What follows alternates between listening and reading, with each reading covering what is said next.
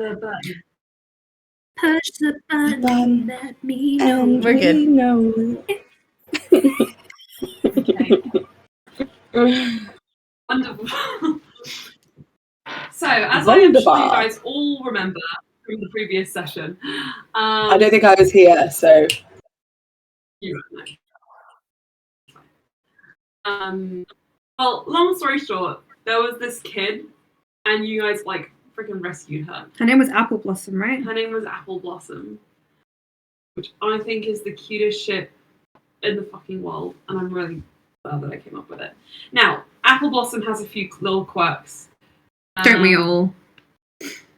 One of which being that she refuses to leave her home for mysterious reasons. Don't we all feel that way? Either way, you guys managed to convince her to leave. Her parents, it turns out, have gone missing, and to perhaps Cass's interest, because Cass was technically there. Technically what? Sorry, you cut out. Mines. So her parents used to work in the mines and discovered something and very hastily went to Eldrelith's watch. And when you guys scryed on them, you found them. Alstaer was able to deduce, using his royal background, in the bowels of the castle, looking to either be like in a dungeon or perhaps trapped there. Sure. That might be of interest to you. You do go for a family dinner at Farinia's Forge, which went very well, but you spent the majority of it kind of trying to understand this girl's deal and such and such.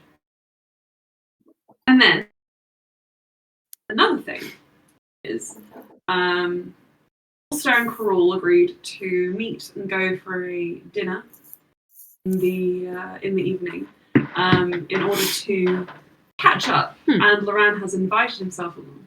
And that is essentially... Which is going to make Karul so happy. Yeah. That is so Karul and Brian are going for dinner. And did you say that they're officially boyfriend and girlfriend? Boyfriend and girlfriend?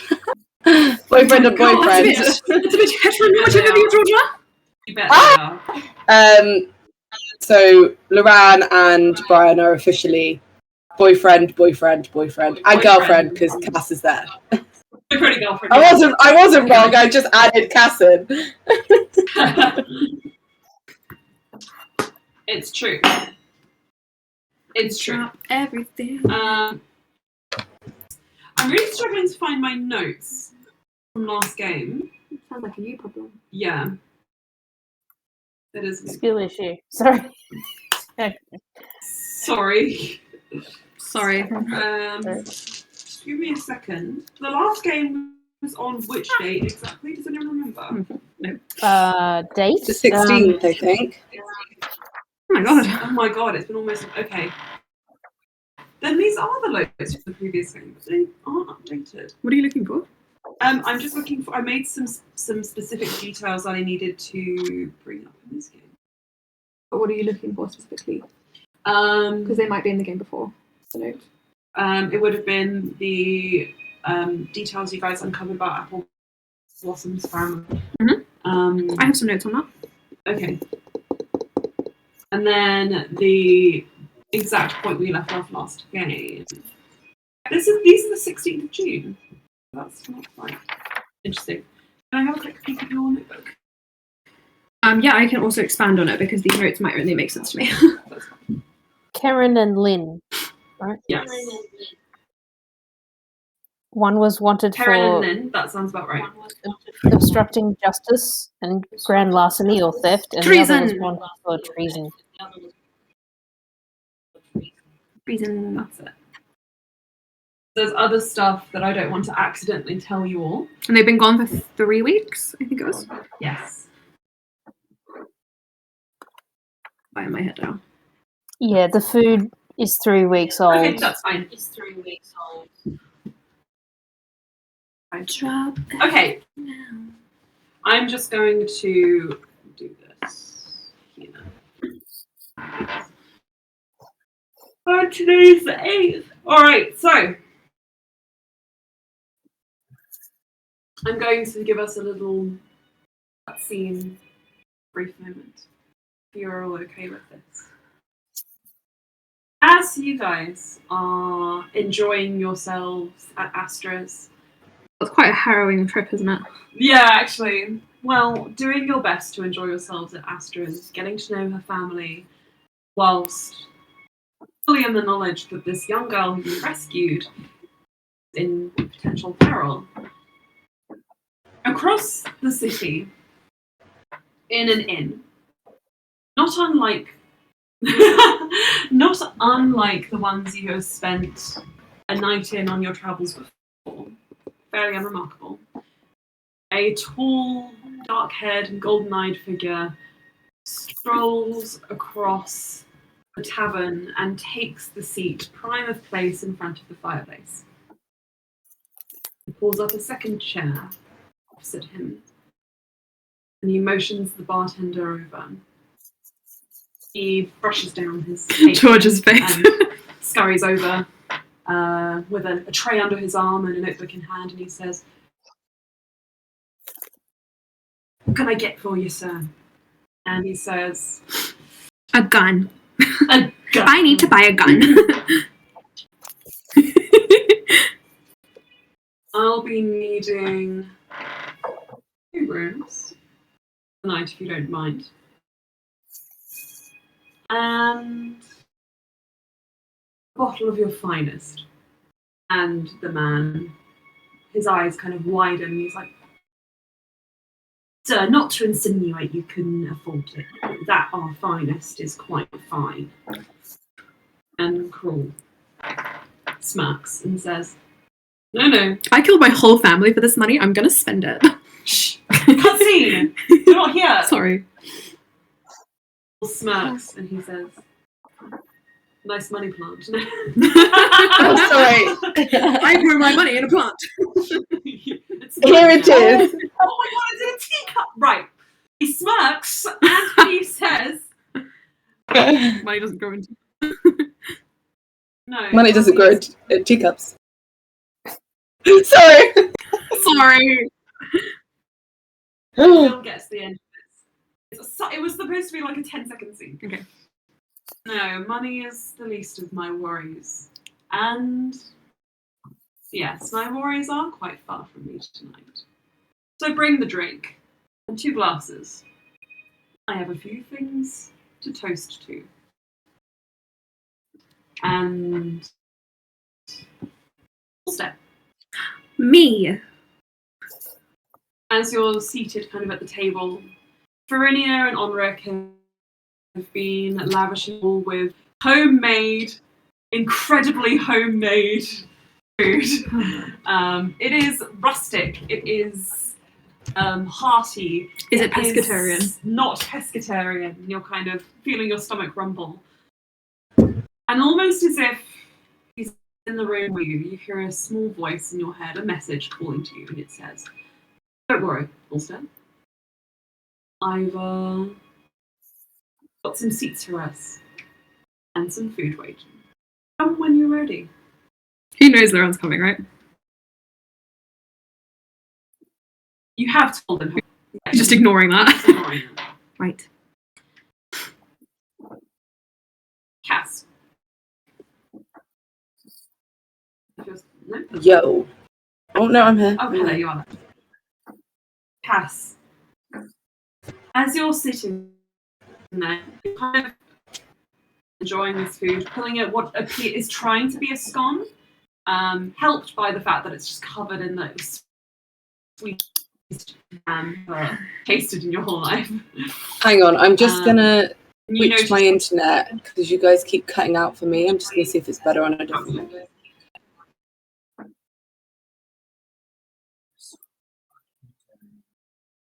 Alright, try again.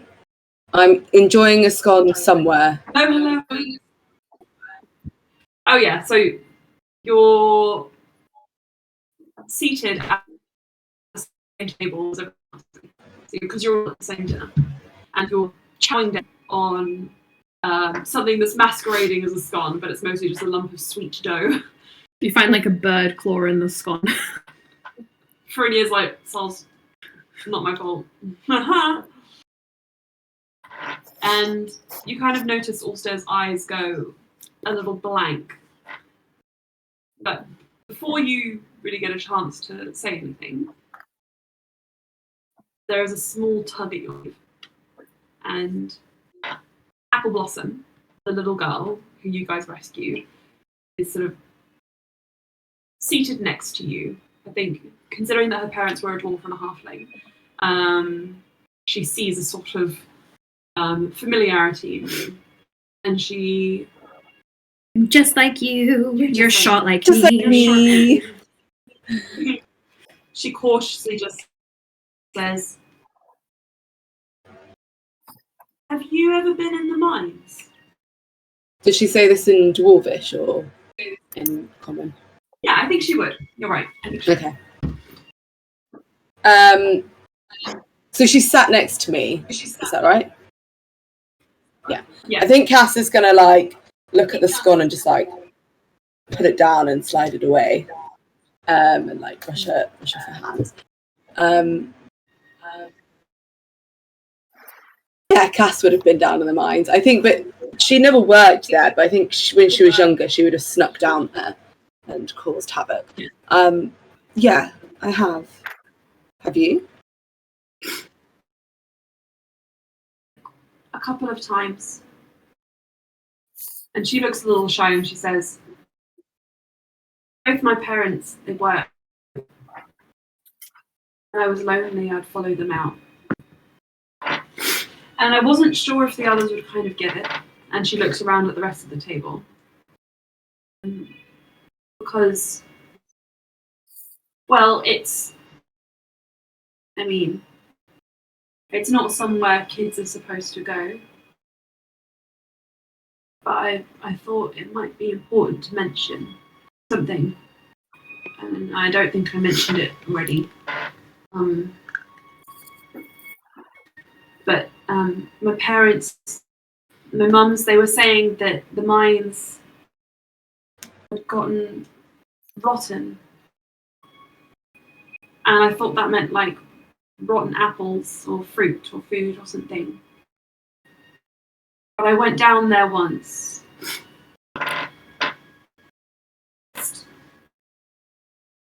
Well, I was scared without my parents. And this is before we had the smoke signals in place to let each other know that we were both okay. I got lost and I saw something. And I didn't tell the others, but I feel like I can tell you. What did you see?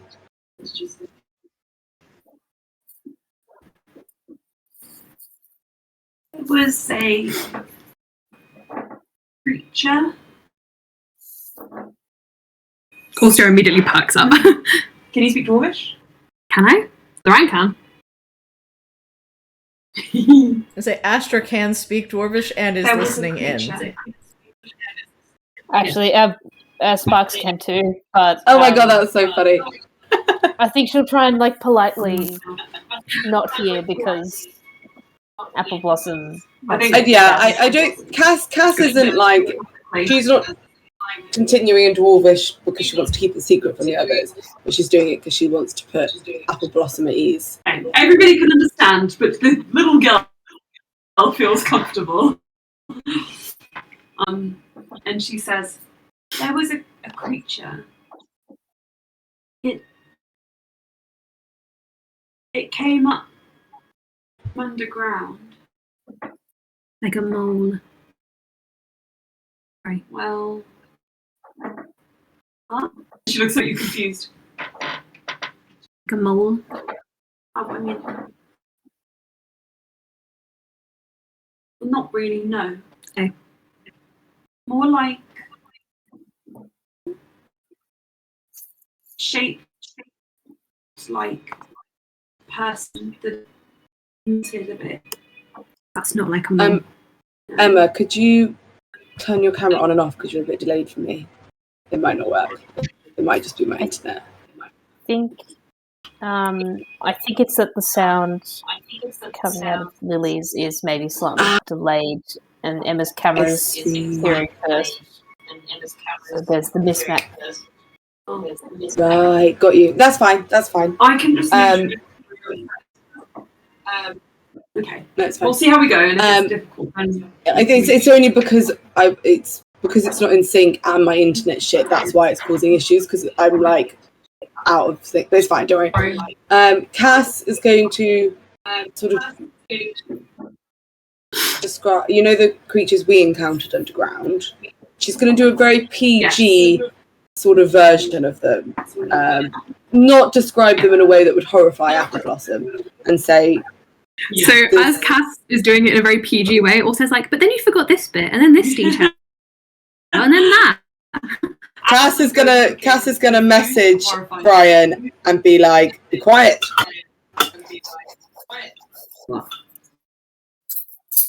Luran hides his laugh behind his glass, but doesn't interrupt you at all.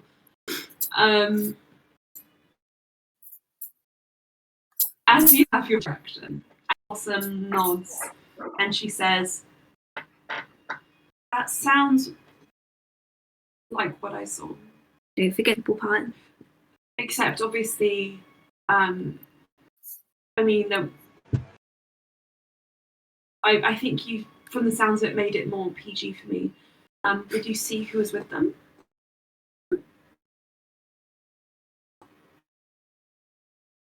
The creatures. But they're by themselves. No? Yeah, when we encountered them, it was only the creatures. Oh. That's not what I saw. What did you see? There was someone with mine. There was a man, or maybe just a really tall person. But I didn't see their face. Very helpful then, is it? No. Can you describe them? They had a deep voice. They did magic. What kind of magic? Sparkly magic.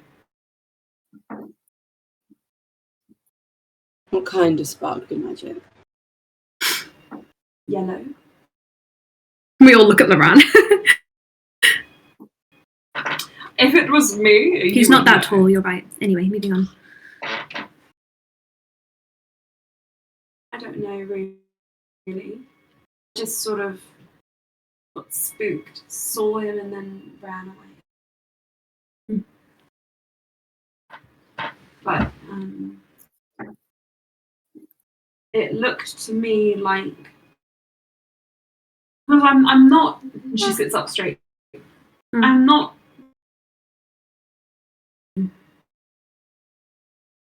silly. I'm not stupid. I'm smart, and I look after my house. And I'm just trying to say that I'm not someone who could be fooled. Everyone can be fooled, technically. She gives you a grumpy look, and she just says, He pulls a bird claw out of his mouth after eating the scone. What did you make these with? "Peasants." Excuse me. Also, I'll excuse himself to the bathroom, just throw all the scones up.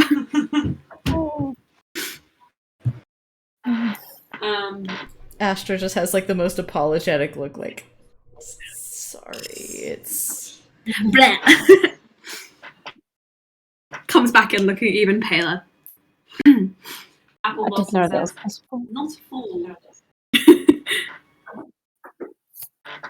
I know what I saw. It did seem like he was giving the thing instructions. So like a monster tamer. Maybe. It wasn't really listening, I don't think. It wasn't a very good monster tamer. It was moving like it was really heavy, and like it looked like its arms were breaking. and things like that. Well, that's I suitably ran away before I horrifying. saw. Yeah. Almost as horrifying as making scones with pheasants. Rainier shoots you a dark look. Do you know how you make scones? Maybe not where you're from. I've had scones here, Not my scones. apparently.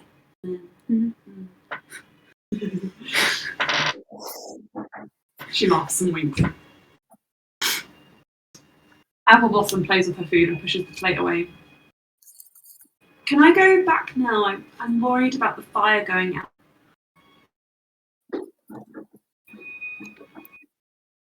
So- have you had enough dinner? Already dinner, though, is it? Like tea. There's like plates of like chicken and like boar meat and stuff. In scones. And scones. She takes a whole just 'cause chicken of- and puts it in her little I wasn't here last game. So where is her house? Because obviously her parents are missing. They're in Her house is in the dungeon. mining school. So we're in Ironstone. Her house is in like the mining sprawl near Ferenia's house, which means that the mines overlook the mountains. Her parents were miners. They used to have this like way of communicating with each other, where if the smoke was going in their house, they knew that she was safe. And there were specific signals that she could send in the smoke, just to communicate at a long distance that she was okay. Well, if her Right. parents are in Eldrelith, it doesn't really make sense to keep the fire going anyway. Apple Blossom starts crying. Right. I've never been that good with children. Sorry. She holds onto Cass and just like cries into her bosom. Cass is a bit like, what's happening? How have I ended up with a child? And she's like, right, what did I want when I was a child? Cass was like, love.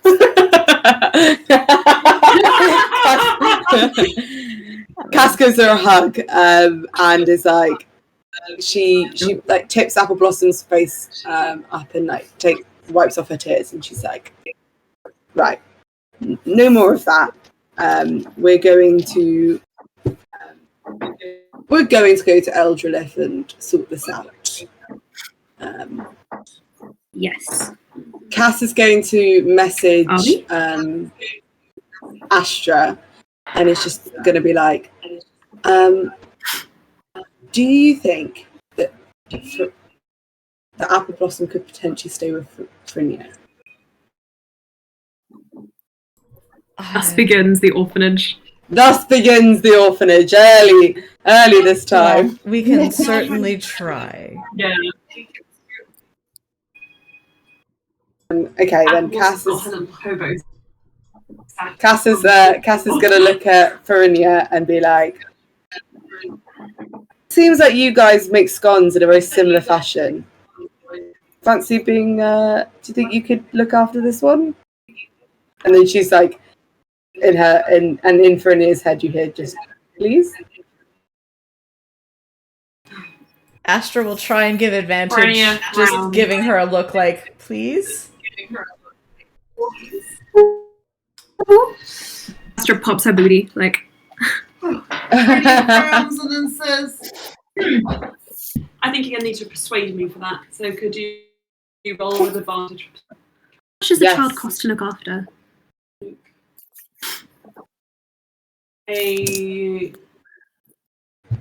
4 copper pieces per day. Can I just meet for a second? Sorry, I haven't got up my stats yet. Terrible. Just wait for the Sorry, I'm just getting my stats up because I remember what my old stats were for persuasion. Fucking godlike. But this one, I think it's a lot less, so I just can't remember what it is. I think it's a lot. I think it's less. I'm My internet. not a god anymore. My internet is so could slow. take- Oh, it's plus 20. Amazing. Who knew? I was about to believe you. Oh, Okay, got it. 21.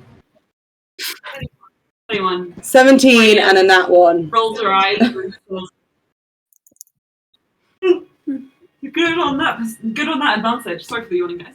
Verinia rolls her eyes and says, I wouldn't say no. Yeah. Kid, we're gonna live together now. And Apple Blossom looks a little bit concerned and she says, but when my parents come back, you said they're in Eldritch. And we'll deliver them to you.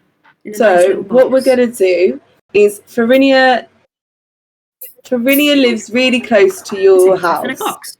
So the fire from the distance would be the same. It will look the same at Verinia's house as it will at your house. And what we'll do is we'll leave a note for your parents. So if they do come back, which they When might. they come back. When they come back. Which they will. Thank you. Yeah. Thank you, Brian. We'll leave a note and they'll know where to find you. But then that way you can be fed and be safe in the meantime. Yeah. And I'll just reassure you now, Apple Blossom. The alarm in my head hasn't gone off, so no one else has entered that space. And that alarm it'll keep there. So even if you stayed here and you did the fires from here, I would know if someone else entered there, and then one of my friends would be able to message you and be like, "Is all well?" Go check your house. Well then, okay, hang on. Wait a sec. And she disappears. And she's rummaging, you hear a rummaging sound, and then a crashing sound, and then she comes back and her hobo pack looks a little lighter. And in her hand, she's holding 2 what appear to be paper cups with a little round of yarn, and then there's like 2 little bits of yarn which are threaded through the base of the cups. And she gives one of them to Bluey, and she says, this way we'll always be able to communicate with each other. Good boy. Cass is gonna. How long is this thing? 5 meters. Cass is gonna look at it and be like, "This is a great idea, Apple Blossom. Would you mind just passing it to me for 1 second?"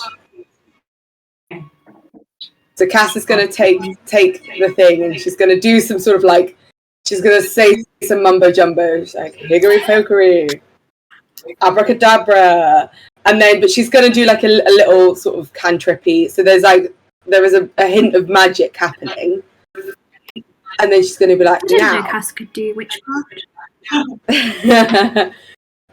So now, Apple Blossom, we can do this without the string. We can just, and she's going to message Apple Blossom in her head and be like, "See." But how would She's like spooked as shit, and she goes and hides under the table. how would Apple Blossom be able to message you? No, it's not. But we will be able to we can do a sending to her. But But if she calls into the cup and no one responds, no. But I'm Right. She's like, Verinia though. she looks scared to Sort of. say that the semantics aren't going very hard for now. Alstaer's watching all of this unfold with just like a expression, and then he goes over to Verinia. Verinia, what is your financial situation to look after a child? She looks back How loud was that? at the Because room, looks at you. yeah, Alstaer. It was loud. He was not hiding it.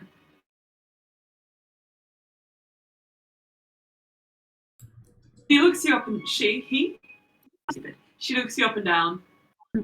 And then Astra, she just kind of sidles over to you for a moment and then holds up her hand and says, I will send you money as much as I can. Puts a finger to her lips. I'm so poor. Every day I wake up hungry, and every night I sleep beneath a blanket of moss. He sits down and he will pull out of his bag of holding this little spherical object with like a handhold on it, and it is covered in diamonds. Luran just says, surely not. The other pair of pliers. Where was this when I needed money from you for payments for services? Well, usually I don't like to use the pliers on it. I could Do you try want with my pliers? claws. No. Brynja, That doesn't look like a bad idea, actually. Claws, you know Bluey's claws are quite sharp and precise. if you break a claw, it's not my problem. You can't sue me. I wouldn't know how to. You gonna go, Don't worry. I wouldn't know how to swim. Is this a strength check, please? Oh, strength. Ah, Yeah. I'll use the new dice. What do I add to strength? Okay. Come on. That's an unnatural 20. No. An unnatural 20, it goes and you have a perfect almond-sized diamond, which must be worth for much fucking money. Also, I was like, yeah, that will do. Gives it to Frynja. You can go change that for money at the bank. I'm going to move house. I wouldn't make it obvious that you've come into a lot of money though. Still, then you're fat. You're right. And she swallows it. Astra just wheezes. Yeah. She While this smiles at happens, you. Also, hastily puts the rattle away. And you see just a glitter going down her throat very briefly. Right. Well, that was lovely and charming to meet your partner. We have another dinner to attend. But I'm so full up on the scones. Wow, what a lovely meal. Thank you. while you say that, Cass was actually under the table trying to speak to Apple Blossom. When you see you have another dinner, you just hear like, oh, as her head like rises and hits the underside of the table. And then she like reverses out and is like, looks to Luran like, what? Luran is like, yeah, Cass, remember I told you about it. And in your mind, you hear, I will need you no more than 30 paces behind at all times. Understood. Cass crawls back under the table with Apple Blossom and is like, it's going to be okay. Sorry for the magic. I thought you'd like it because I like magic, but maybe I'm wrong. And she pulls out sort of a little carving that she's been doing of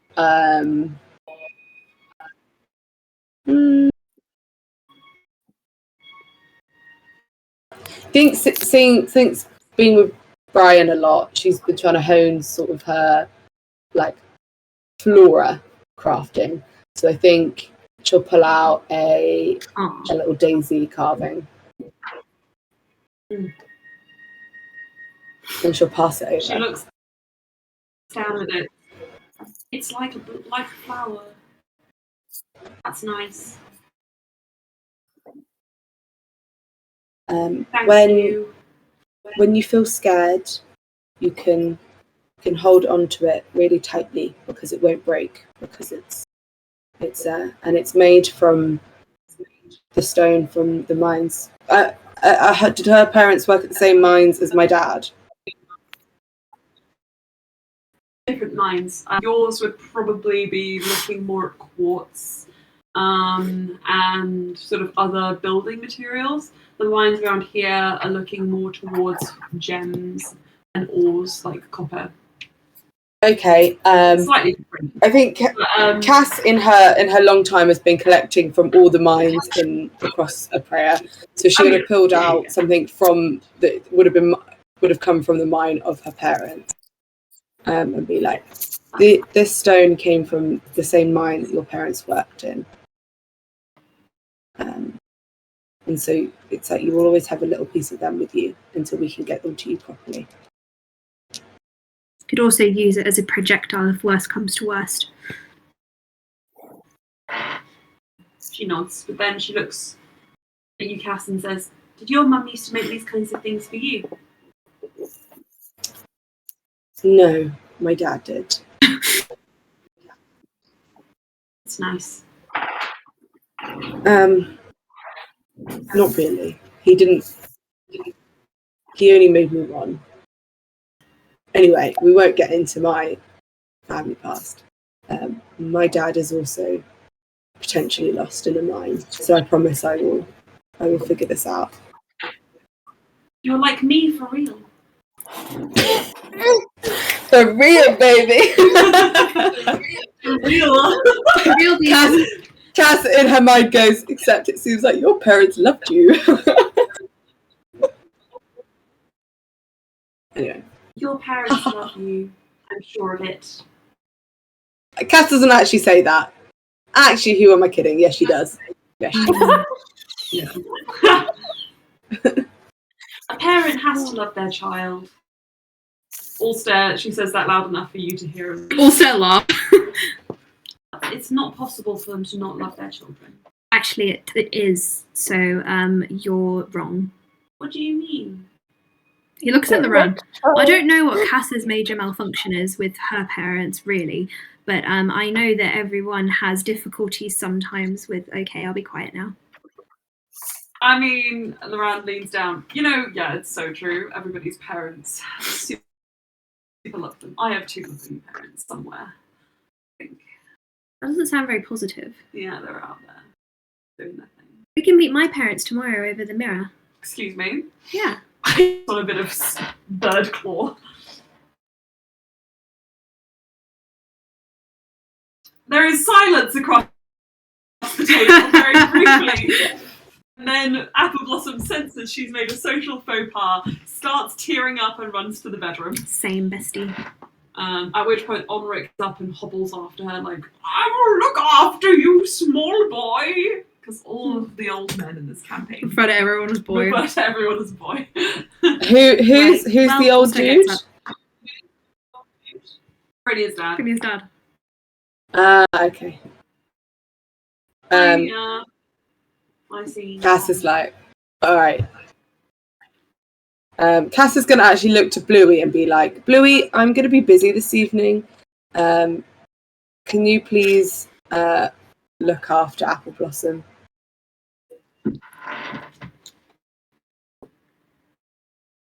What are you doing, Cass? Sorry, my shortcut key is no longer. Cass is going to look. Cass is going to look at Brian and be like, I'm going for sex.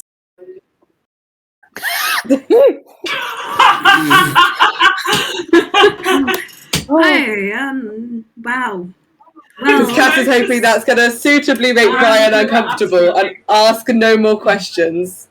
That sounds lovely. Frinia looks interested now that her father is not here. Are you? Cass is gonna wink at Frinia. What did Brian say? Oh my god, wait. You wink at Frinia. Frinia looks at Astra. Astra looks at Cass. Cass. They all look at each other. I was gonna say Astra is actually in the background, like pulling out like a bunch of like little like essentially the youngest books that she can to try and like find something to like occupy Apple Blossom. Like the bondage stuff. Like, really thinking like, fucking anal beads and shit. I mean, we're leaving. Have a nice time, you or not, even if it's not together. He grabs Luran. Goodbye. Slams the door. Sex bar. Have a good second dinner. Out of interest, has Astra told Frinia that Astra and Cass have done the deed? Yes. Okay. All right, then Cass is gonna as Cass once Luran and Brian leave, Cass is gonna wait like 30 seconds, but in that time she's gonna be channeling a lot of intense flirtatious looks at Frinia, and then be like, as she leaves, following Luran and Brian, she'll be like, "To be continued," and is gone. Yeah, I'm just at the scene. George, you've seen The Witcher. Yes. Right? No, I haven't. No, I haven't. Disappointed. I was relying on you. Right, you know Triss from The Witcher.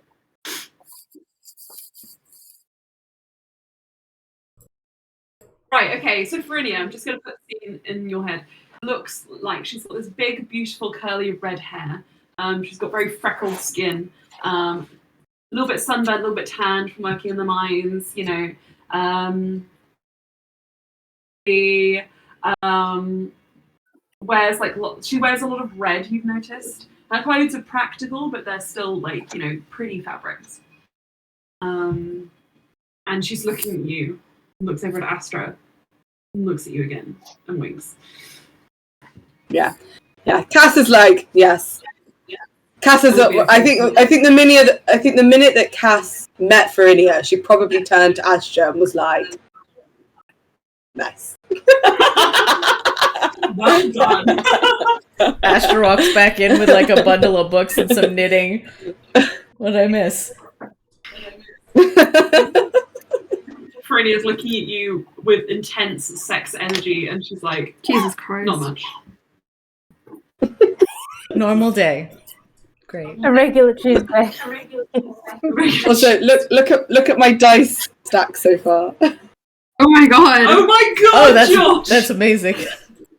George, you're the chosen one. Right, I'm desperate for a glass of water.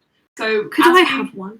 As we scene change, we'll just take a very quick 2-minute break. I'm just going to get some water. Then we need to go to the loo. Back, literally. Quick. Okay.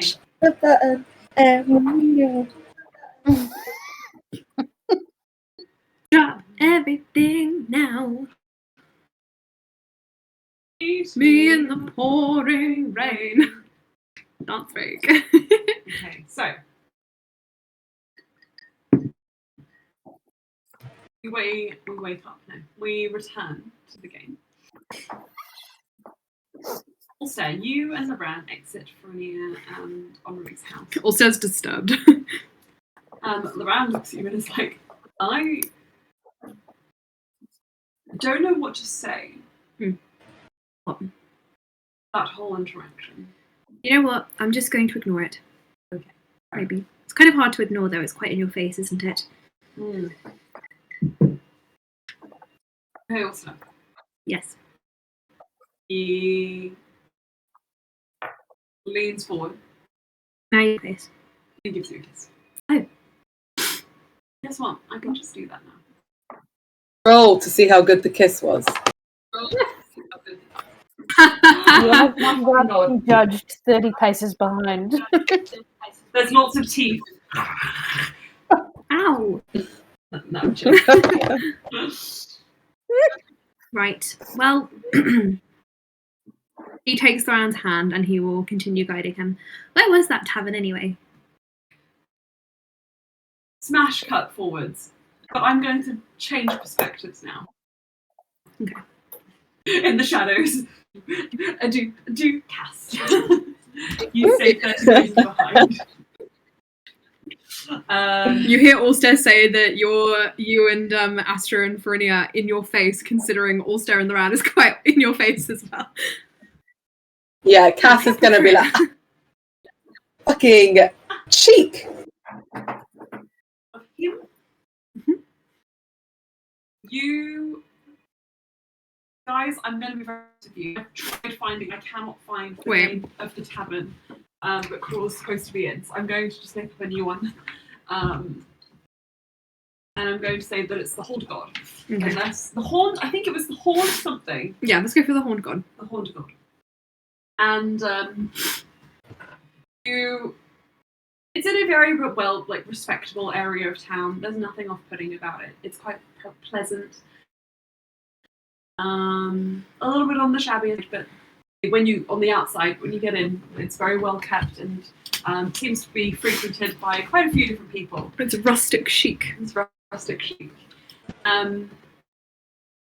You guys kind of enter and you kind of have a quick look around. And the first thing you notice is the barman behind the counter. The moment you guys lock eyes with him, his eyes widen as if in recognition, and he gussies over to you, and he just says, "I have been expecting you." Looking more towards Alstaer rather than Luran. Are you here to see Karul? Yes. Right this way. And leads you away. Cass, when you enter, you are bombarded by a Working. Sorry, you cut out. I'm bombarded by a relatively large group of people. They all seem to be young, kind of like women, dressed in like glittery clothing. One of them is wearing like a white tiara. Essentially, it looks like a Hindu.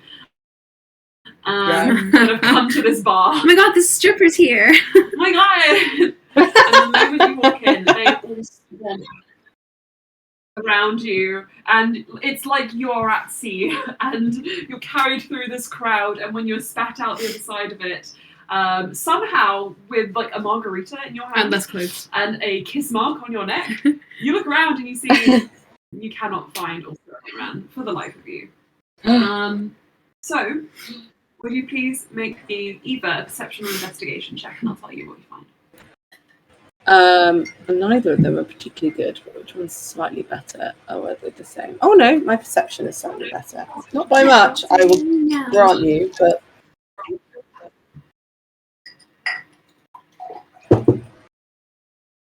but it doesn't matter because that was a 19, so 21. Oh, nice. Perfect. La la la la. La la la la. La la la. Just ignore that. You spilled tea where? On my desk, don't worry. Oh no. Oh no. I have this for a reason. Okay, so you got a 19. Looking around, you don't 21. spot Alstaer Luran. 21. 21. You spot Alstaer Luran just as they are taken into a back room. Oh. Now, Not the back rooms. the back rooms. This door kind of swings shut. Never let them get to a secondary location. You see a I was literally thinking that.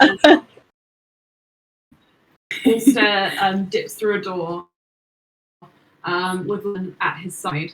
Now, the door swings shut, the barman kind of turning and walking away as he does, and you hear a little click noise, as if to say the door has now locked behind him. Oh. Okay, hang on. Let me see what I've got. What have I got to my name? Give me a hot second. Drop everything. Also, how do you feel about having been brought to a secondary location?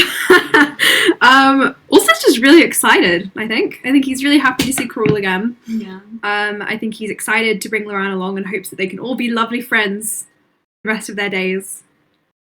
Some of their days are numbered. He's Yay. sure to be upset at him. Sure, Karul's not a creep who cares who Alstair's dating. Indeed. Sure, Karul's not a bad guy. Do do do do do do do do do. Whilst you're having a little look, George, so that you can have some time to think. I'll flip forwards. I'm just wondering if. No, that wouldn't. Okay, I'm just having a. So what you can see, and the way this room is set up, you can see that there are Can you hear that? mezzanine level. Did you hear that? Yeah. Thunder. Oh, cool. They did say there was going to be a thunderstorm today. Oh wow. Oh, it's giving me conflicted feelings because if Doris was here, she'd be having a meltdown, and I'd have to be giving her a sedative to calm her down.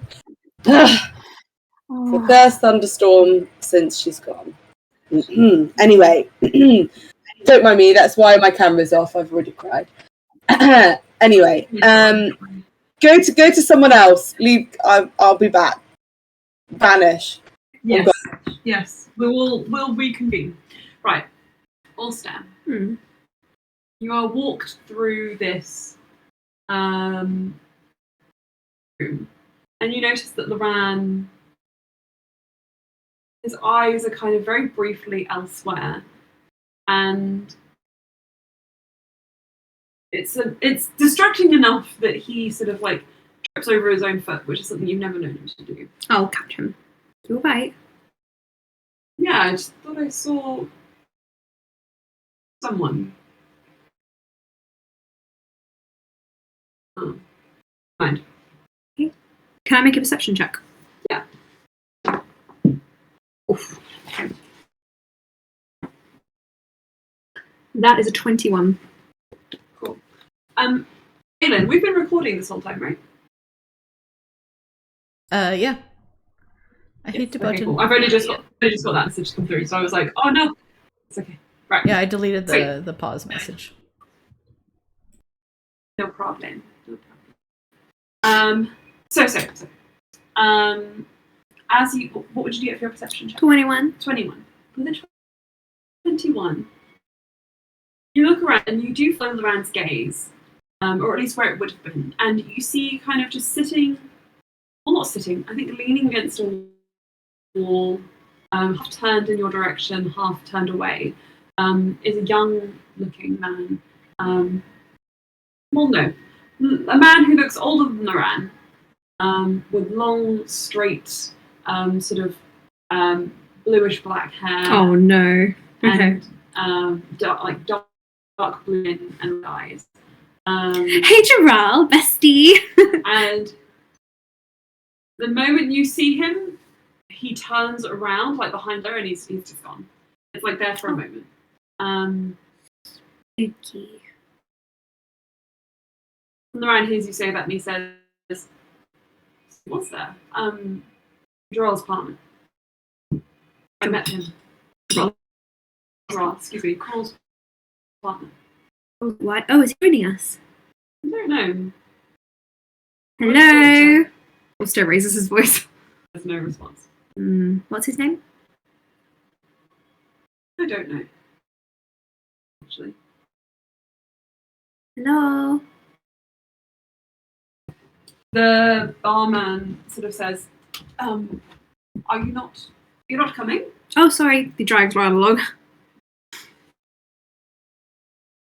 When you go through the door, you are led into a quieter room, and this seems to be a sort of more private area. There are still multiple tables here, but they are very scarcely occupied compared to the front room, where it's more of like a standing bar, a musical sort of situation.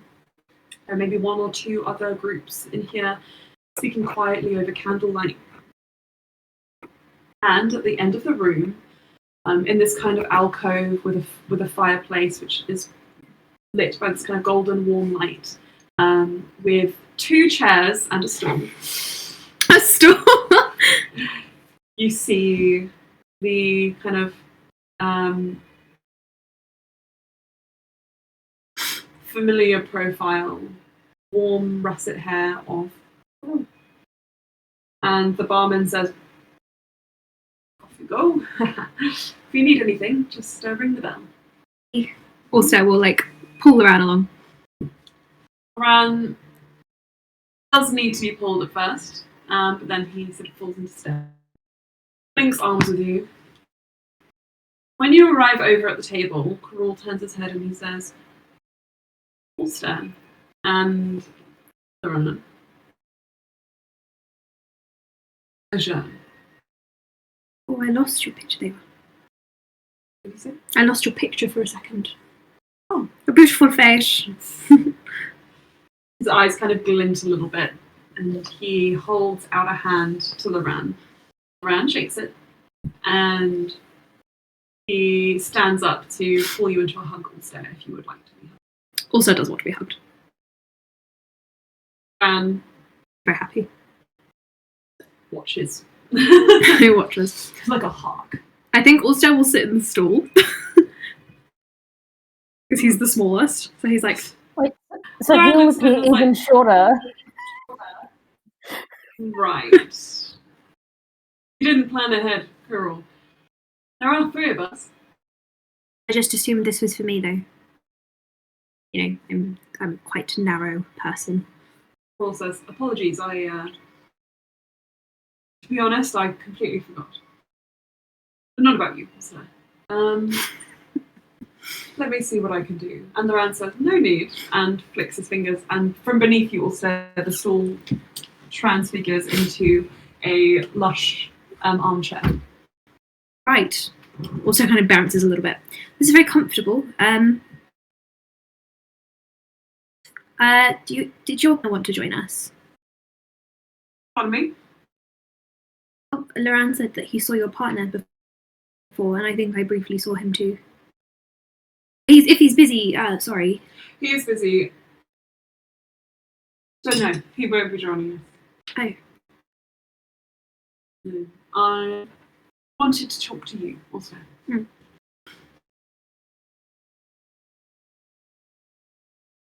Have you been enjoying your stay in this place? It's better than the last, I'm sure you know. I only scried the once, so it wasn't like... Mm-hmm. He looks like he has a lot to say. His face is kind of a bit strained. And then he looks over at Luran. So, how have your travels been? Luran or Alstaer? Alstaer. It's been really good. We've encountered a few difficulties that I wanted to run by you. But to be honest, tonight is not about concerns and worries. It's nice to see you again. And I am happy that we are able to sit here and have this dinner. Luran smiles and says, I am happy to be here and meet such a treasured friend of Alstair's. Shall we drink? A toast to your reunion. And he kind of starts pouring the very expensive looking drink into 3 glasses, giving both you, Alstair, and himself a generous amount, and making Karul just ever so slightly less. And as you kind of toast, Alstair will just be like, oh, I don't, I'm trying not to drink that much anyway. He swaps it with Karul, so that Luran and Karul both have the full ones.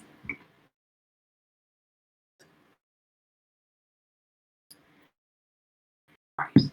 You drink, and Luran says, well, to your reunion, to the revolution, and you're briefly in Hamilton.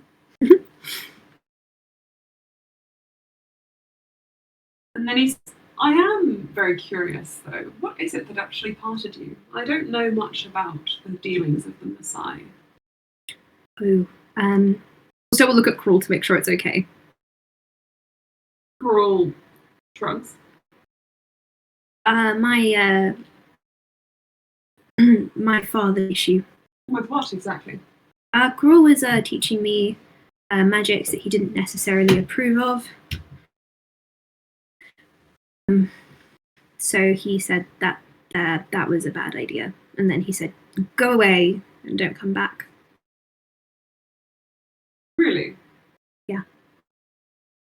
Well, Karul, I sympathise with you. That must have been hard, considering that such a small thing was able to get you so thoroughly exiled.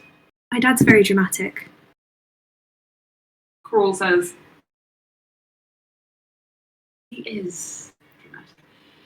Especially considering that what we were teaching you was no different from what I was taught at school myself when I was older than you. Strange. Yeah, I mean, it was very different to what they usually teach in the Messiah, but it was really interesting, and it's good, I think, to look at magical practices when you're kind of developing your skills. What sort of magic? Well, you guys both have very magic, so I suppose it was more Fey magics. You must have Fey ancestry. Luran says. Probably, You can't do fey magics unless you have any. probably somewhere distantly. Who knows?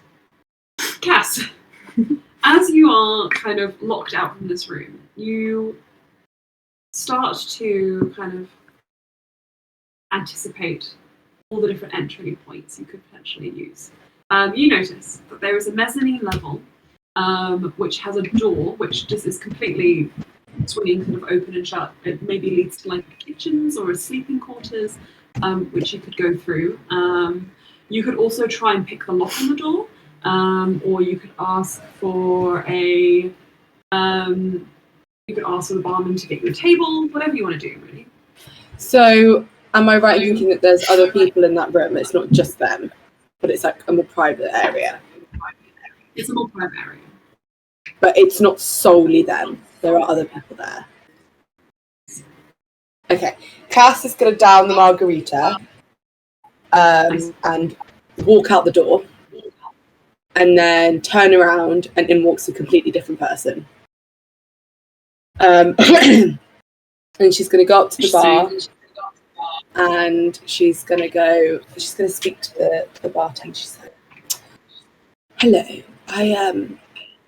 I just want a bit of peace and quiet, if you know what I mean. Like, the general area of the bar is, I just need to be I need a bit of me time. You must understand. A bit of privacy, I understand. Look, I'm incredibly busy. This lovely points to the Hindu, essentially. Let me leave you with my colleague. They will look after you, show you to a table, get your drinks order and such and such. Yes!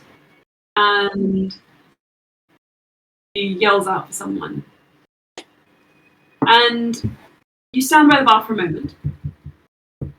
And from behind the bar, you see a little bit of movement, but you're distracted briefly as someone spills a drink right beside you, and you look down, and you just sort of wipe off your sleeve. When you look up, there's a person in front of you. Just appears. Boom. They have creamy coloured skin, similar coloured hair, kind of like purplish hue almost, and bright sort of pink eyes. And they look at you curiously, and they say, have you been here before? Have I been here before? Indeed, have you been here before? Just so I know whether or not you need any help with the menu and such. I'm not sure if it's any of your business, but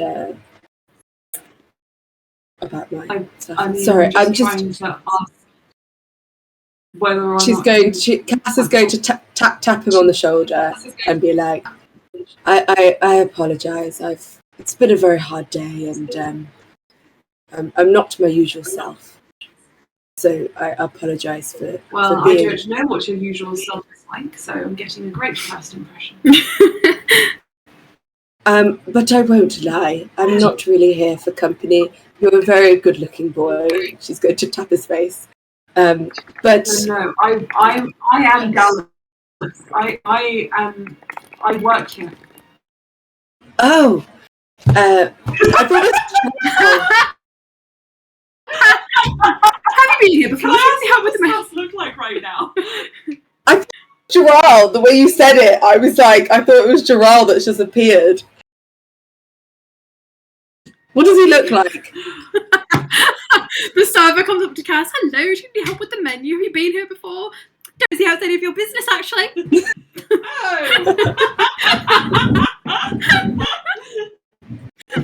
So good. It's not your business. This is actually that really tracks for retail. Yeah. The service industry, none of your business. They say, no worries. Let us start again. Follow me, and I will take you through to the back room. Ah, thank you. Cass is like, God damn it. I'm going to stick with it, but that was a little bit of the messy gaming because I genuinely thought that was Gerald. But yes. Nice. Gerald, so I've got to be mean to him. Gotta be mean, especially at this stage of the story. I just thought it was someone that was suspicious of Cass's appearance, and I was like, "What the fuck? Go away!" What the fuck, man? Get out of here. So, this Dallas leads you through to back room. Kicks open the door, and you immediately see Karul, Alstaer Luran, sitting in a very, what you can tell, but also is oblivious to, it's an incredibly tense environment. There's like posturing like to the gods happening here. Like the energy radiating off them is. All right, guys, just get your dicks out, measure them on the table. Come on, let's go. Energy, yeah. Anyway, Dixon, I want to see him now. I want to see him now. Let's finalize this. Come on.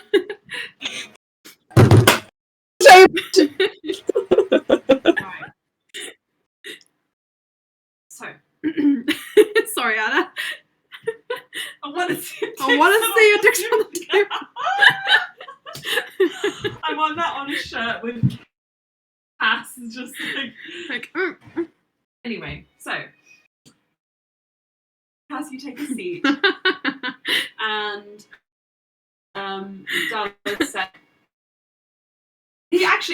Dallas, what do you look like at the moment, Cass? What is your disguise?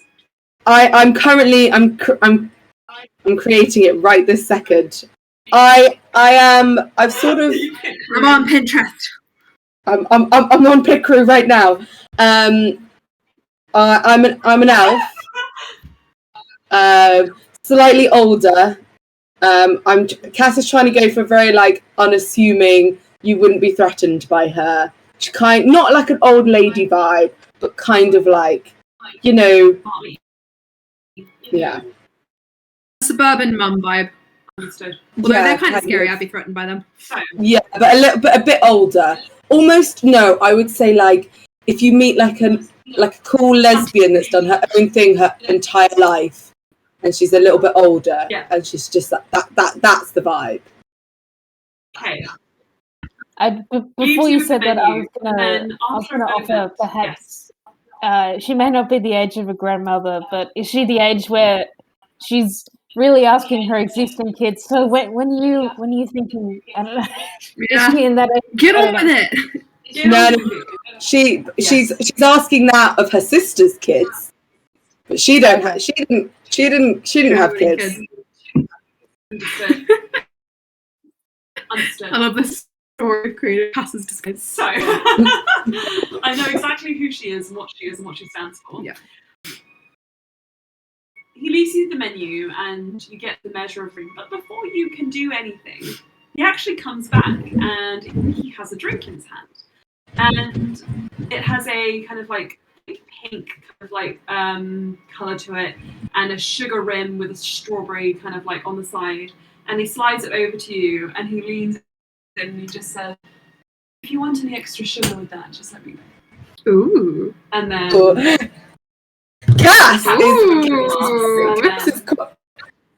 Cass is very keen, but I have now decided this disguise is a lesbian. So Cass is like, I'm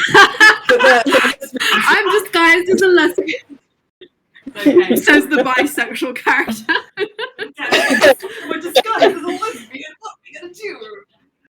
Cass is going to take it and be like, oh, you sweetheart, and give him a little wink. Okay, fair enough. So, you notice they kind of like, as they're serving the room, they do keep their eye on you every now and again, just coming around to pop up whenever you need it. Cass has got such riz. You also do hear a snippet of Alstaer Luran's and Karul's conversation. Alstaer, Yes. you've noticed something this evening. You have been allowed to talk uninterrupted. Have you seen that photo? Anyone posted? Oh my fucking god. Luran and Karul. Yeah. Don't. Wait. But I know exactly which one is which because I know this anime. Of course I do. Yeah. Joseph Joestar is Luran. Yeah. Which is that one? Which is The other one? guess. The other one? Do you mean Jotaro Kujo? No, actually, Dio looks cooler. He's covered in flame. Okay, so never mind. I'm going to swap. Right. Yeah, Alstair's just continuing to talk. He's really excited. I think he would ask Karul a lot of questions. So what have you been doing the past 5 years? Has it really been 5 years? Yes, it has. 5 years. 5 years. Mm. I felt like 5 minutes. No, it didn't. Luran looks over at you, Alstair. Sorry, that was rude. Karul shrugs and says, "It's all right. I'll forgive you. A few weeks." For the last 5 years, I suppose I've been working on my business. Much like Luran, I am in the trade of magical goods and services. It was actually Luran who got me my opportunity to work in the Messiah. Did you know that, Alstair? No, Well, now you do. really. He was going to go himself, and then something came up. Well, it's good that he didn't. He pats Luran's hand. Would have been weird if we met when I was like 5. Why would it have been weird, Alstair? Because, you know, we're dating. It would have been weird. You know. You're dating now. Mhm. In a relationship. I think we told you that. You did. Yeah. I'm just really being confronted by it at the moment. Congratulations. Thank you. So, just thought it'd be nice to introduce. You know, I haven't even told my parents yet, so you're kind of one of the first people to know. I'm one of the first people. Mm. Wonderful. Another drink then, Alstair, to your new relationship. May it be fruitful. Speaking of your partner, what was his name? In case I see him again, I can be like, "Hello, partner." June. A strange name. It's my great uncle's name. Okay. Begins with a J. Are you related somehow? No, that was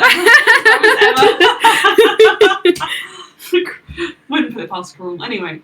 Can I get a spelling on this Like, name what's for the the problem if I notes? met you when you were 5? Julian, J-H... I-U-L-E-E... I'm really enjoying Aylin's reactions. A-H-N.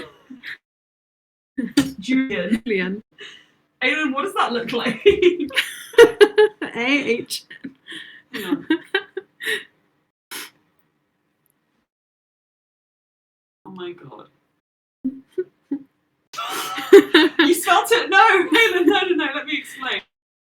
Julian. It's J-H-I-U-L-E-E-A-H-N. So there you go.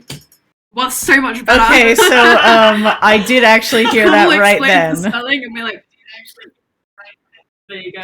Yeah, you were just in such disbelief that it could possibly be. wow, that's such an unusual name. Where are they from? Down. South. South. So Eldrelith? It's further down. What's further down than Eldrelith? Narrow-minded of people, Steph. We're in a whole. We're in a very small country. Yeah, but do you mean like south that way or south that way? Because if you go south that way, it's just water. Have you looked at a map recently? Yes. Okay. In fact, he goes in his bag and pulls out a journal. Right. This is the map, so you can point. Yes, and so this empty space you left on the page, this is where Umbrella is. Do you mind? He gives him the pen. Can you just... I'm not exactly contact. He takes it away from him and gives it to Luran. I am. It's perfect. Should we order some food? What are you going to get, Karul? Looking at that £30 steak. What were you looking at? I was looking at tomahawks. I'm a pescatarian, so I won't be having any steak. Smash cut 5 minutes later. There's a whole fucking cow table. It's one of those like shared barbecues, but they've each ordered one for themselves. Yeah, it's fucking massive. So it's Also, like, it's got soup. I see. yeah, also it's like a soup and some seeded bread, and he's just like, Great. great. Cass, how many margaritas have you had? Oh, darling, this person doesn't drink margaritas. Who do you think Give me she one. is? Margarita. She's on bourbon, honey. Give her one margarita. What, sorry? No. She's on bourbon. I'm gonna hurt. Bourbon. Oh my god, how many have you had? Sorry, those gifts are so good, guys. I would say she's had. The Shrek one. I'm sorry, I'm losing my mind. What is I haven't happening? seen these gifts. Let's have a look. Okay. The irony. Also, can I see the pick group? Yeah, I'm just finishing it. Give me two margarita. So Give me two it's like margarita. Luran is just like, and you can see he's getting meat sweats and fatigue, whereas somehow Karul is just chowing down on this tomahawk like you've never seen him eat before. Alstaer. Wow, it's been really hungry. Are I'm you so okay? hungry for the last 3 hours. Hours. Luran takes a break to say, you know, Alstair once didn't eat for like 3 weeks. Well, I was eating. He understands. Bit funny how you can't even last 3 hours. Although I wonder if you could even last 3 minutes. Wow. Karul laughs. Did you guys say you were friends? This is how friends talk, Alstair. Oh, okay. Yes, it's how friends talk to each other. Did you know we had coffee the other day? No, I Just us two. didn't know that. What did you talk about? Well, not much. Luran ended up me bumping into other people he knew. How many was it? Over 1,000? How do you bump into over 1,000 people? How do you, Luran? Do you want to go? And Luran stands up. Are you trying to have a fight with me? I don't understand. And Karul says, I am not having a fight with you, actually. That's all in your head, sir. Am I missing something? Have No. you guys got some... is this a bad idea? Luran looks over at Alstair, and you can see Luran's face kind of just sinks slightly, and he says, sorry. I had an outburst. Must be all the meat. You're right, it is the meat. I'm going to go and get another drink, something a little stronger. You two talk amongst yourselves. I'm sure you've got lots to catch up on. And Luran steps away. And he looks at you, Cass, as you go. And he gives you a funny look and then just keeps walking. And I'm fucking this up, aren't I? Cass leans back, doesn't even look at Luran, swirls her bourbon, and she's like looking like she's really having a me time for herself. And she's like, I needed this. she's like, look at the bourbon. Like, oh, thank fuck that I've got a bit of peace and quiet. And she's like, yes, you need to come across as the best. And so far, you're not doing that. So do better. Help me. Making me upset. He's trying to get under your skin, so you'll look insane. So just don't let him under your skin. You're so useless. And he walks away. Right, are you ready to see what Cass looks like Also, it's right just a now? bit shocked. I've sent it Why was on Luran Messenger. hovering by that strangely attractive No. lesbian with the bourbon? Cass, Luran was not hovering. I don't know. Was Luran hovering, or did he just go straight past? There was a brief pause. Sexy. I like it.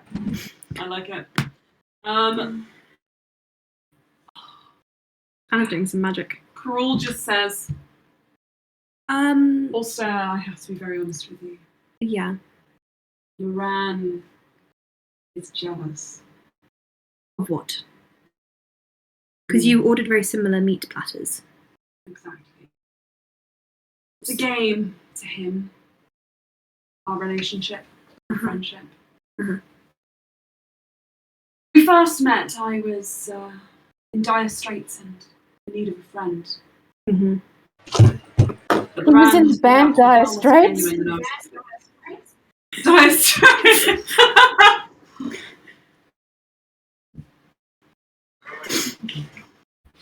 Mm-hmm. Okay, so And I was in desperate need of a friend, and he was not a good Oh one. damn! I only sent it to you, Liz. That's why. Oops. yeah, So not very bad. special. So you had a bad friendship with Luran? I'm sorry I to hear needed that. support, and he was not there to give it. Well, Something I've learned about him is that in all things he is rather selfish, unfortunately. I'm really sorry that you had that experience with Luran. I have not had that experience with Luran, but I acknowledge that we have a different relationship. So, I just want you to you see, because it's not just me who's had bad experiences with Luran. He looks over to the other tables. In places like this, Luran used to get up to the most questionable, illicit of activities. I know he took me to a sex bar. I understand that part of his history, but I believe everyone can move on from a history, myself included, and forge positive outcomes in relationships from them. Otherwise, we'd have to write off everyone who's ever made a mistake, and that would be a bit of a shame. The cat agrees. The cat agrees. Karul nods and drinks, and he just says, I am sorry. so I assume you don't need to apologise. You've already apologised. So you understand, though, that he has unresolved issues that might still hurt you. For example, his brother. I know Saraza. Do you know anything about their falling out? Well, I assume that Luran will tell me in due time when he feels comfortable. Well, I need to tell you now, because unfortunately I think it is pertinent to you. But I feel like it will be better if Luran tells me when he's comfortable telling me, rather than me hearing it. As much as I respect your views and opinions, I feel like that would be a bit unfair on Luran. Also, does not come into question. You know he had illicit dealings with royals. Luran did. Well, he's definitely used people before.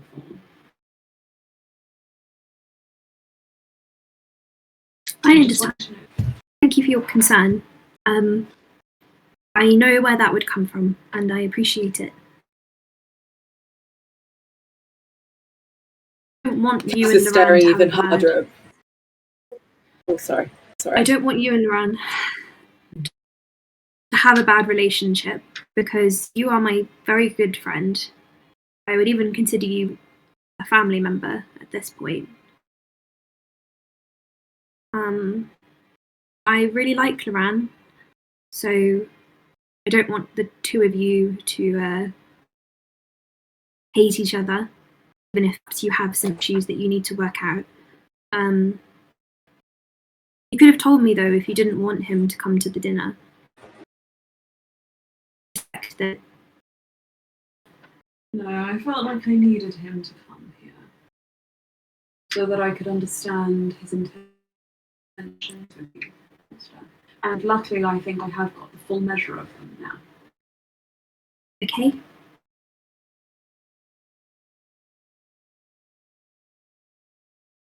I am sorry that I was absent from your life for so long. I would like you to leave that instead. I mean, I'm sure there was a reason you didn't send a letter or a sending or anything in that. Yeah, I had wanted you to look for me. Of your own free will.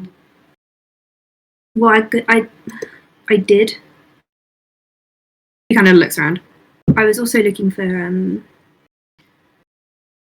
someone else at the same time. So It seems. no, I haven't found her.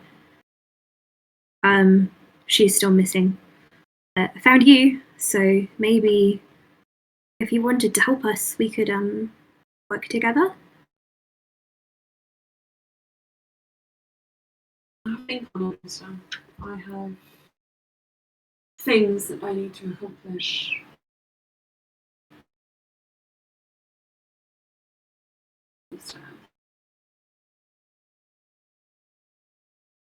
I can't tell you all of my secrets.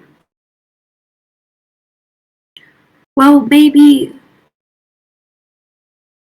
Alstaer, and he puts a hand on your wrist and just squeezes it.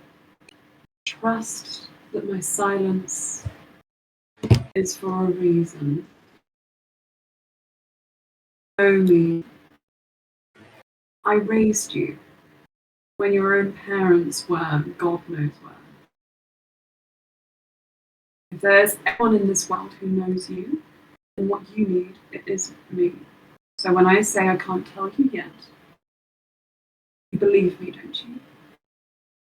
I believe you.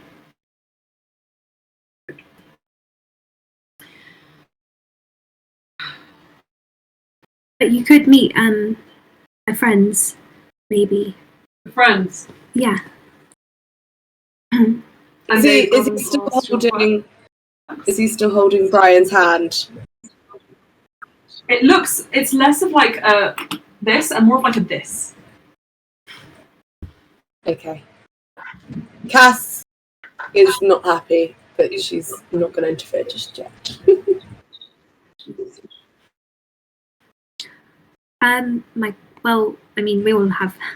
We all have quirks, I suppose. So it's not really been an issue. Although sometimes children do start crying around me still. That sounds about right. You are very scary after all. Yep. You still have my necklace. Yeah. He kind of fumbles a strap around his neck and pulls it out. Kind of keep it for safekeeping, in here. He kind of reaches over and pulls it, and you kind of come forward a little with it, and he just looks at it. He presses it against your chest. Keep it here. It's safe. I will. Been a good evening, but a short one. I think Luran needs some time to calm down.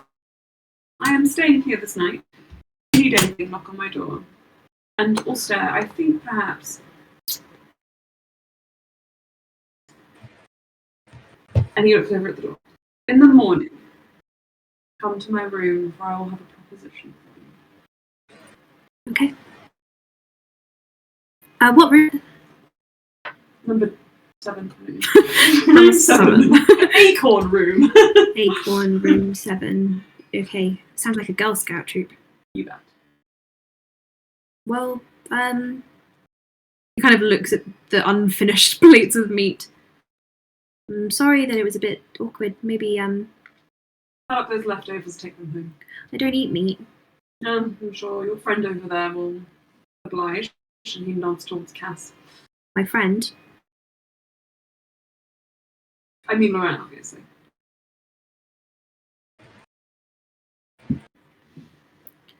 I'll see you in the morning. See you in the morning. And he leans forward and just presses a very soft arm across your shoulders. Keep well. As he exits the door, Luran. Everyone looks like they need to de-egg. Anna, are you okay? No.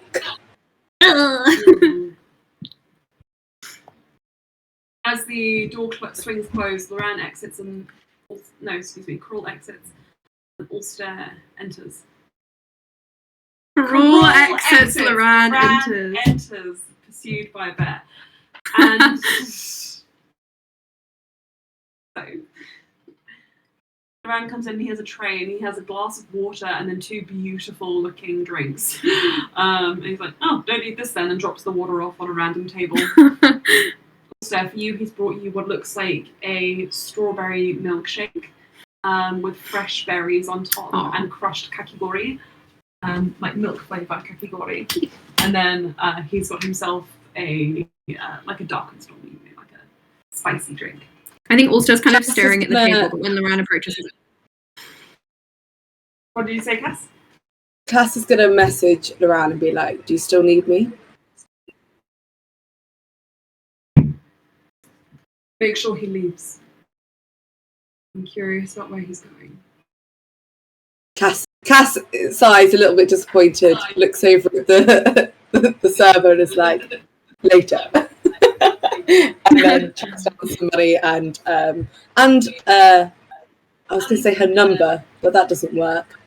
A bit of her hair. A piece of her hair for sending. No, she's not passing a bit of her hair. She's going to put a time on it and a place. And she's like, ooh. And then she's going to...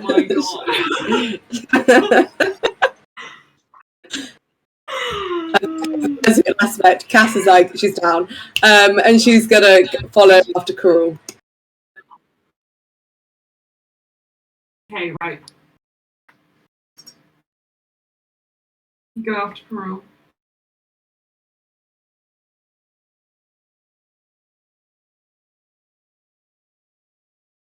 You notice him go up the stairs. Does he kick anything on his way out? He stubs his toe. Ow! And as a couple of the tenants kind of push past you as they're also going up to their rooms. It seems there's like about maybe 10 rooms up here. And I need you to make me a stealth check very briefly. It's gonna go to you. Okay.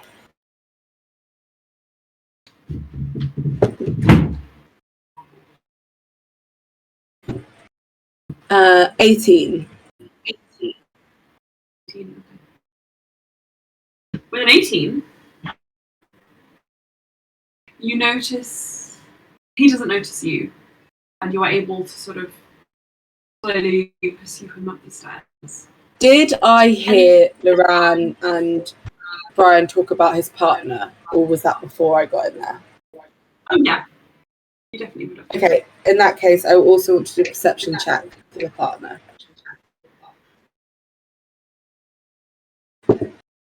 Oof! Oof! Don't you worry. Actually, is that kind of cocked? If it goes over the lip of the thing, does that count? Fine, don't worry. You know whether it's cocked or not. I'm going to say it was cocked. It was a nat 1.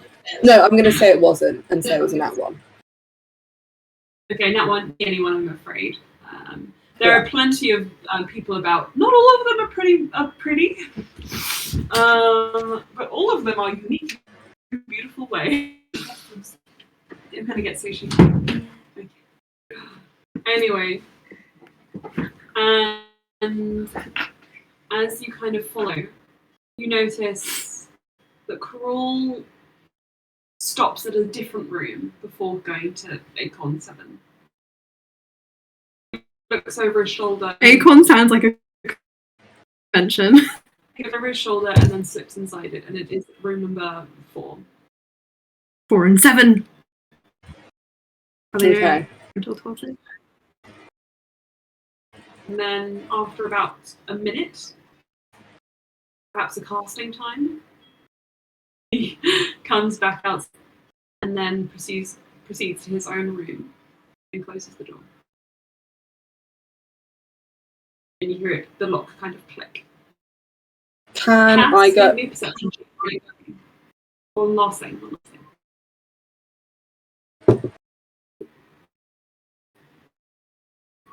8. You kind of wait by the door very briefly. 2 things. You notice the slight glow of either a sigil or a rune, like a magic rune, and the sound of a second steps inside that room. Sound of a second Set of footsteps. So there are 2 people in there. You can discern. in Acorn 7 or in room 4? Acorn 7. And what about outside of room 4? Do I detect any like sigils or anything there?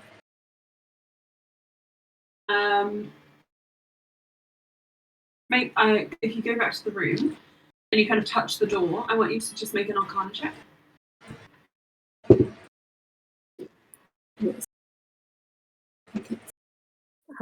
Was the set of footsteps in number 7 or in number 4? Number 7. 15. 15. You can sense a very faint hint of magic from under the door. Okay. This Cass is reckless. She's gonna open the door. Okay. Okay, cool. You go inside and see a single bed. You see a coat rack, a trunk, which is empty and open, and you see some curtains, sense of magic, and you do get to the curtains, and it looks like on just the hem of one of them, there has been sort of very quickly inscribed a small rune. Mm-hmm. Do I know what that rune is?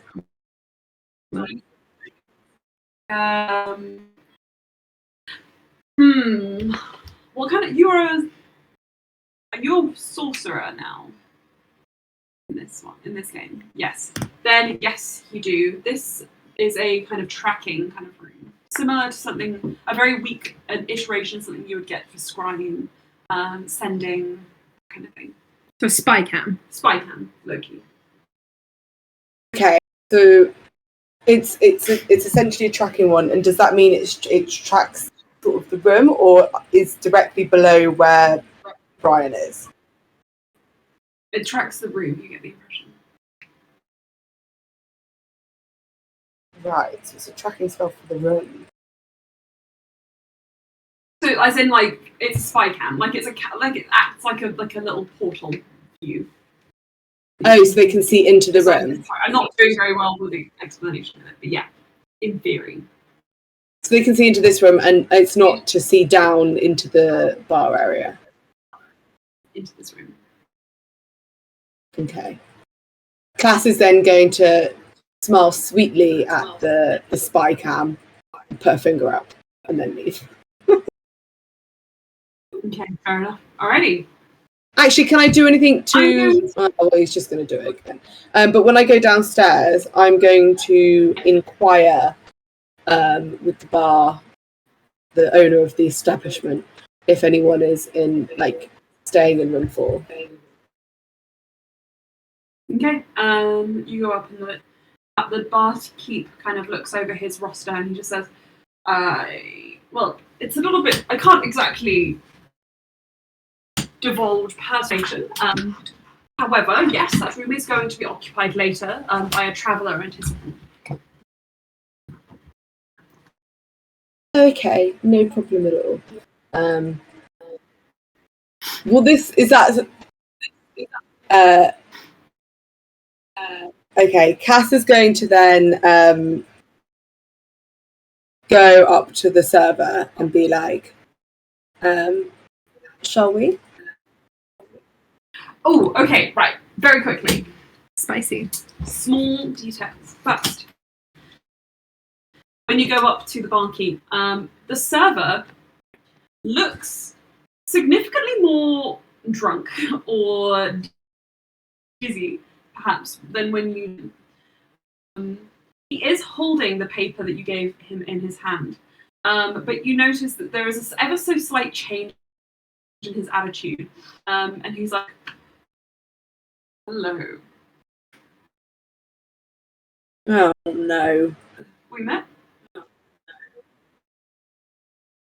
Wait. So what did he say? Hello. Have we met? Is this giving me Luran vibes? Because it's giving me Luran vibes. No, it's giving you this Flirty vibes. It's flirting with you, but it's suggesting you've not met before.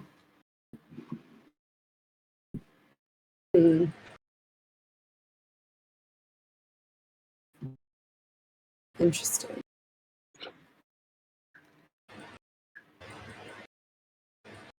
Okay, so I just had the basically most wonderful nap. So if you are down, I am brilliantly down, my friend. Okay, so you weren't serving me just a second ago then. God, I can serve you now. Cass is like, that would be great.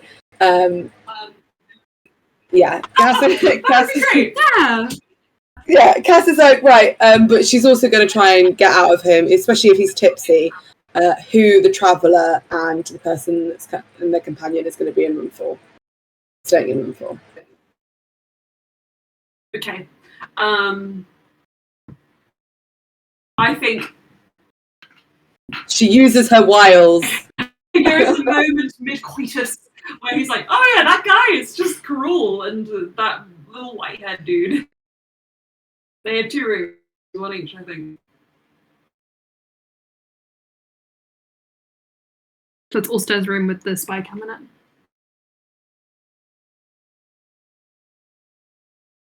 That's not creepy at all. No. But you're not staying there, are you? Yeah, right. He is. Or are you staying? He is staying there. Oh, so I knew that you're staying there. How long have you been staying here? They're not staying. No, It's just only for the night. He's just staying there that night. One night. Okay. He hasn't been staying there. He will be staying there tonight. Right. Okay. All right then. Cass is gonna. That's great. She's gonna have sex with this guy. It's good. But she's not that. She's not that bothered. Are we doing this? Are we gonna? Okay. Oh, he's good. He's good. How good are you? Ooh, yeah. Cass is. Despite being distracted, Cass is not bad. 19. Yeah. Oh, perfect. You're better, obviously. What do you guys Anyway, roll? yeah. you have a good time. Oh yeah, Cass dogs the shit out Yeah. of this guy. You have a good time. Yeah, and then Cass is gonna finish, give him a pat on the cheek, and be like, "Great," and then leave. And she's gonna go find. She's gonna go grab a drink, make sure she can see Luran, and then she's gonna message him and say, "There's a spy cam in Alstair's room." So, and Okay. it's adjacent essentially to Karul's. So make sure you're staying with him tonight and disrupt the room. It's by the curtains. Okay. So, ever so slightly from that moment, the Karul and then summarily Cass in disguise leaves. Alstair, Luran looks down at these plates full of meat and says, "I'm sorry, Alstair." It's fine. Let's see. And he pushes the chairs to get still on it so that he can sit next to you. Thanks for the drink. I wanted to get something that was a bit more your speed. It's non-alcoholic. Oh, well, yeah, it's probably a good idea after That. Well, we could still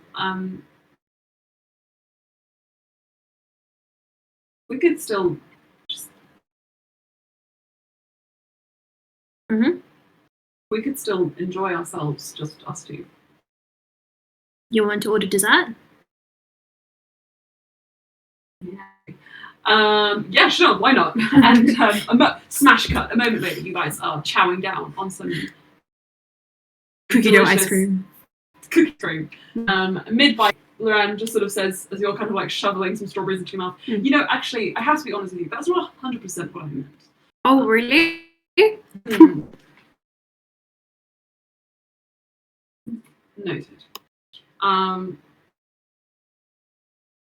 was thinking more of... You don't have to chew it, you just swallow it.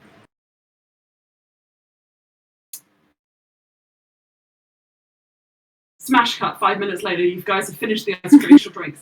Also, I want to go upstairs with you. Oh yeah, you want to stay? I'm so tired, and we could have some private time and rest together. Maybe Okay. in our personal... Yeah, Karul gave me the room. It was room 4 and room 7, and we're on the acorn area. Okay, I will follow where you lead. Okay. And as you kind of lead him up, Alstaer, you notice Luran's attitude suddenly changes, and then he's like, actually, I'm going to go in first, as he perhaps receives Cass's message. Dismantle the curtains. And as that door closes behind them, Cass, you get an affirmative response, as if to say, Exhibitionist. I did it. I did the thing. Exhibitionist. God damn it, no. Okay. And Cass is you are free to refresh. Cass is going to respond and be like, also the server that was serving us the entire evening was not the server. Just probably Karul's partner. Who was very flirty though, so maybe I'll hit that in some future time. We'll see. Draw like, ugh. Okay. Who's more homosexual, Jarrell or Alstaer? That's really impossible to say. Anyway. Well, I don't know, but Jarrell is very good at playing someone who wants to hit, per se, because he was very He's a flirty. very good actor. He's a very good actor. Cass was on board, so But, I mean, He got you. who knows? He got you.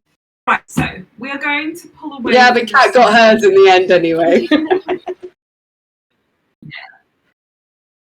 We'll take a 10-minute break, and then when we find out what's been happening this evening to Bluey and Astra. We will. Two-thirds of the potential threesome.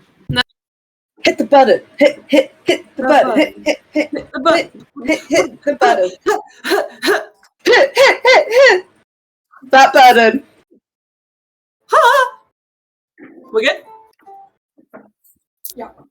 Okay, cool. So we know what's happening on the other side of Ironstone, but what is happening right here, right now, in Farinia's forge? Right now. Here. Right now. I would say that Astra has probably like sat down with, if Bluey wants to, with Apple Blossom, and has like, you know, basically made like a little like comfy cozy zone for Apple Blossom of like shawls and pillows and blankets and stuff. Sparks would definitely help with that, and also help clear the table, because it seems like Onric's having a rough go. Understood. And yes, but we'll definitely. I imagine.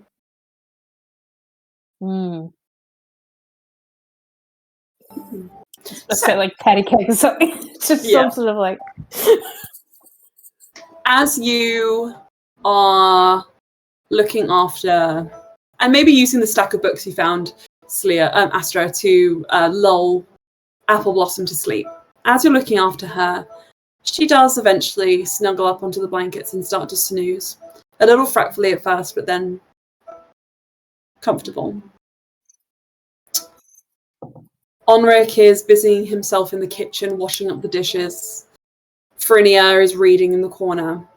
And the two of you are sitting with Apple Blossom. And it's dark outside now. From this vantage point, you can just see a plume of smoke in the distance. You get the impression this is from Apple Blossom's fire. And I would like both of you to make perception checks as you're checking this flame in the distance. Is it a pretty color? It's pretty.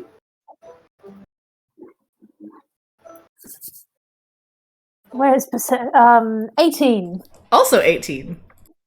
18, perfect. Our eagle eyes. That's good. We seeing things today, boys. As you look over at this flame, you notice a figure moving through the darkness in the direction of Apple Blossom's house. This person is cloaked, looks to be halfling in height, with a hurried kind of gait, and they look over their shoulder once before making their way over to the house. What do you do? I mean, if they approach the fireplace, I'll be able to hear, but... Okay, are you waiting until you feel that connection?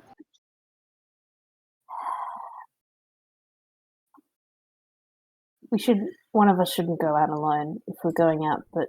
Yeah, we should go together, I think. Do you want to take the front and I'll take the back? That way we can make sure that we've got the exits covered. Phrynia closes her book and Phrynia closes her book and says, "I can look after Apple Blossom." And I was going to ask, thank you so much, sweetheart. She smiles and pulls you in for a kiss. Don't go too far. Will only just be a short walk away. Exactly. Although do panic if we're like 20 minutes or something. Panic in 20 minutes. Got it. I was going to say an hour. An hour. Panic in an hour. Okay. All right, hour. Yes. That's a bit more sensible. Okay. But really, don't panic unless I send up like some sort of flare burst. Okay. So, yeah, I feel like out of the two of us, perhaps you're the brains of this operation. Someone has to be the brawn, and if I'm not going, I guess it can be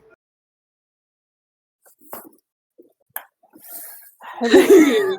You do a JoJo's pose, and Onric is like, "What did you say?" Oh, good. Thank you for washing up the dishes. That's what Spark says. It's all right. Are you going? But Lena only just got here. We'll be right back. We're just gonna go out and make sure that we've got enough for breakfast in the morning. All right. And he kind of comes over and sort of sits down on the ground, and he looks like, like in anime when old men are just little round, like features. He looks like this. And Phrynia is on the other side of Apple Blossom, and she opens her book up again. But she's kind of like, you can notice that she's not exactly focused as she was before. Does she keep rereading the same sentence like a few times ago? Yeah, exactly. I keep fuck. God damn it. Anyway, so the two of you head out. One of you taking the front and one of you taking the back of the house? You said? Mm-hmm. Yeah. Okay. Could both of you make me stealth checks, please? But do you mean we exit separately, or are we just in a two-person line? I'm not quite sure. Did you guys hear me? Astra? Sorry. Aylin? Yeah, I'm here. What was the question? There was a lot of noise. Sorry. Are we in a line, a two-person line, or are we exiting separately? I'm not quite sure I understand. We'd probably leave the house at the same place, and then Astra would want to go around the back side of it, while Bluey takes the front half, just in case this person is inclined to bolt. Okay, as we get there. Okay. Stealth. Roll stealth checks, please. And okay. And Astra, what did you roll? Sparks? So, of course, I'm rolling at disadvantage because of my armor. Mm.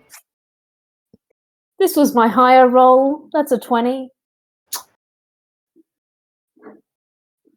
This is my lower roll. That's a 1. How is this possible? No. What is that happening to you? Anna, let me tell you what happened. So I rolled in my tray. It bounced out on a nat 1. I rolled it in the tray. It rolled a nat 20. Damn. Well, We're mirroring, but I, Yeah. Aelin fucking disappears. stumble or something. Astra, one moment you see Astra, the next you blink and she is completely gone. They have disappeared into the night. Okay. Sparks, you have to kind of figure out yourself the route you're kind of going. You occasionally hear like, this way, from like the shadows. But you are so turned around that you actually end up just walking straight through the front door without even realizing it. And the moment you cross the threshold, just almost simultaneously you feel the alarm bell kind of go off in your head. And you look over to the fire and you see the halfling individual with their cloak kind of pulled down look over you with wide, almost bug-like eyes. They startle and throw their cloak back up, throw a handful of soot in your direction, and dart out the window. Now I need you to make me a dexterity saving throw, please. Since I had snuck in the back with the natural 20, is there any chance I could have caught this as it's happening? You would have seen this, yeah. Okay, because I would like the halfling to roll a wisdom saving throw. Okay. Do I have any abilities? What are my abilities again? Not relevant. 30. Just yes! You did it! The halfling is held with a DC 14 wisdom save. Okay. Okay. Oh. I got 6. 6. Yeah? Let you in. Oh, sorry. Oh, you made us some tea.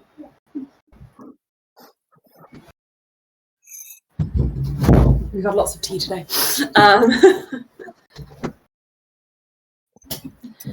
The halfling holds her cloak almost like bound over her face. The last sort of pose that she had before you caught her. And Sparks, you're able to sort of like brush away most of the ash as she attempted to make her escape.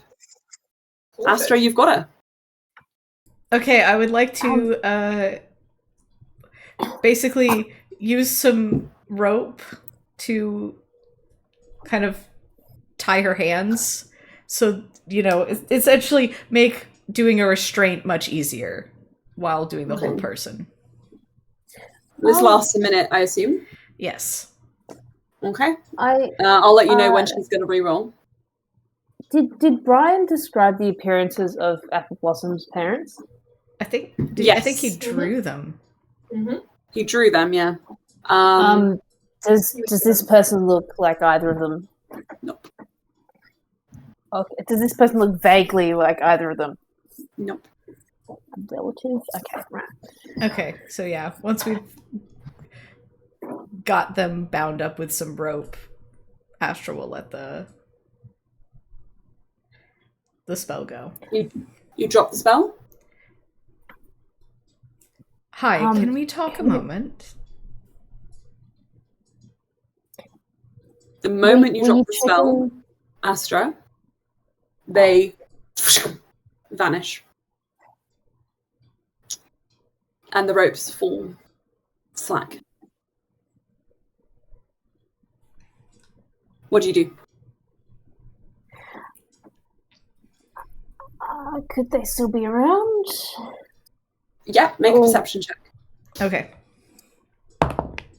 Are you close by? We do want to find out, information that, depending on who you are, might be helpful for you. I don't think I can see Bless you, you. though. That's a 6. Another 6. 6. Okay, you don't see anything. 25 with a 19 on the dice. Oh, sorry. Amazing. Okay, 23, sorry. Astra, you immediately go to the window and look out as you hear footsteps like thud on the ground, because she was in a very awkward position when she was tied up. She seems to have fallen forwards and now is just running. If I can see her out the window, I want to do another hold person. I'd like another wisdom save. 14 on the dice, I'm afraid. Meets it, beats it, yeah. So, she is running. Do you pursue? Yeah, I would like to attempt to. I would like to attempt to do it stealthily, though. Okay, that's fine. It's going to be a little bit difficult, but we Yeah. will allow this to happen. So, I need you to make me a stealth check with disadvantage, just because you're going to be running. Yeah.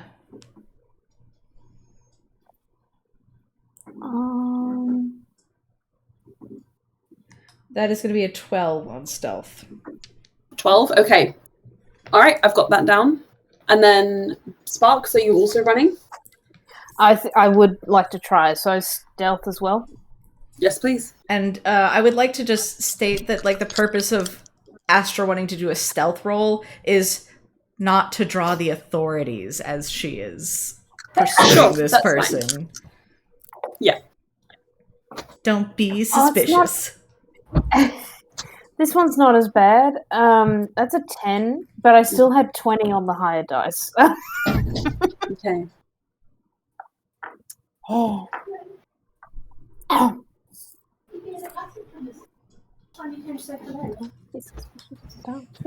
Beppis. Okay.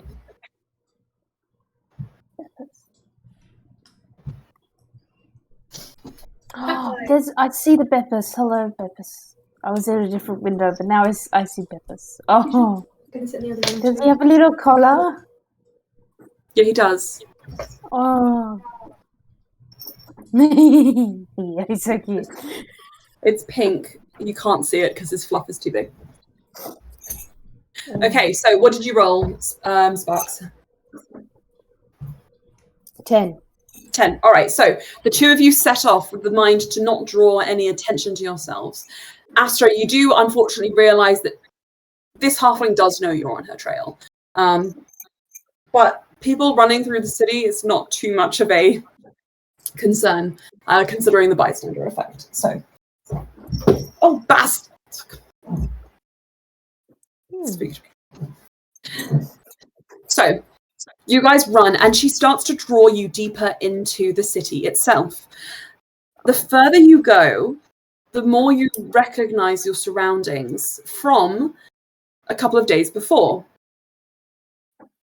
As you get through the thicker crowds and your pace is forced to slow, you notice her completely changing her gait, walk towards the temple that you guys were studying at only a couple of days ago. Oh, shit. She walked through the front door and you guys lose sight of her. Do you pursue inside? You both have library cards. You can go in. I roll I am insight? going to the temple. Damn it. Oh. Can I roll insight to see if she is potentially Thieves' Guilds? Okay.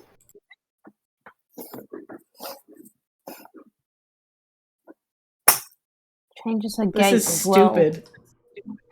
Sorry. The number I'm going to give you is ridiculous for this level. It's a 26 for a natural 20 insight.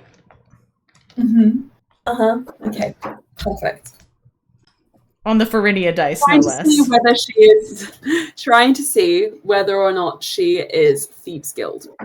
Everyone who has been associated with the Thieves' Guild, whether they are members of or not, that you have seen so far, or has shown themselves to you so far, has is sexy, has worn gold makeup at some point, some place on their face, There were 2 people who you saw in the archives talking about the Thieves Guild, wearing a hint of gold makeup. And then some of the people who were pursuing you the other day were also wearing gold on their faces, one of whom was Sai. She, as she kind of like think back to when she was like bound by you and you were binding her up, you get the feeling that you did see a hint of gold on her face. Very subtle.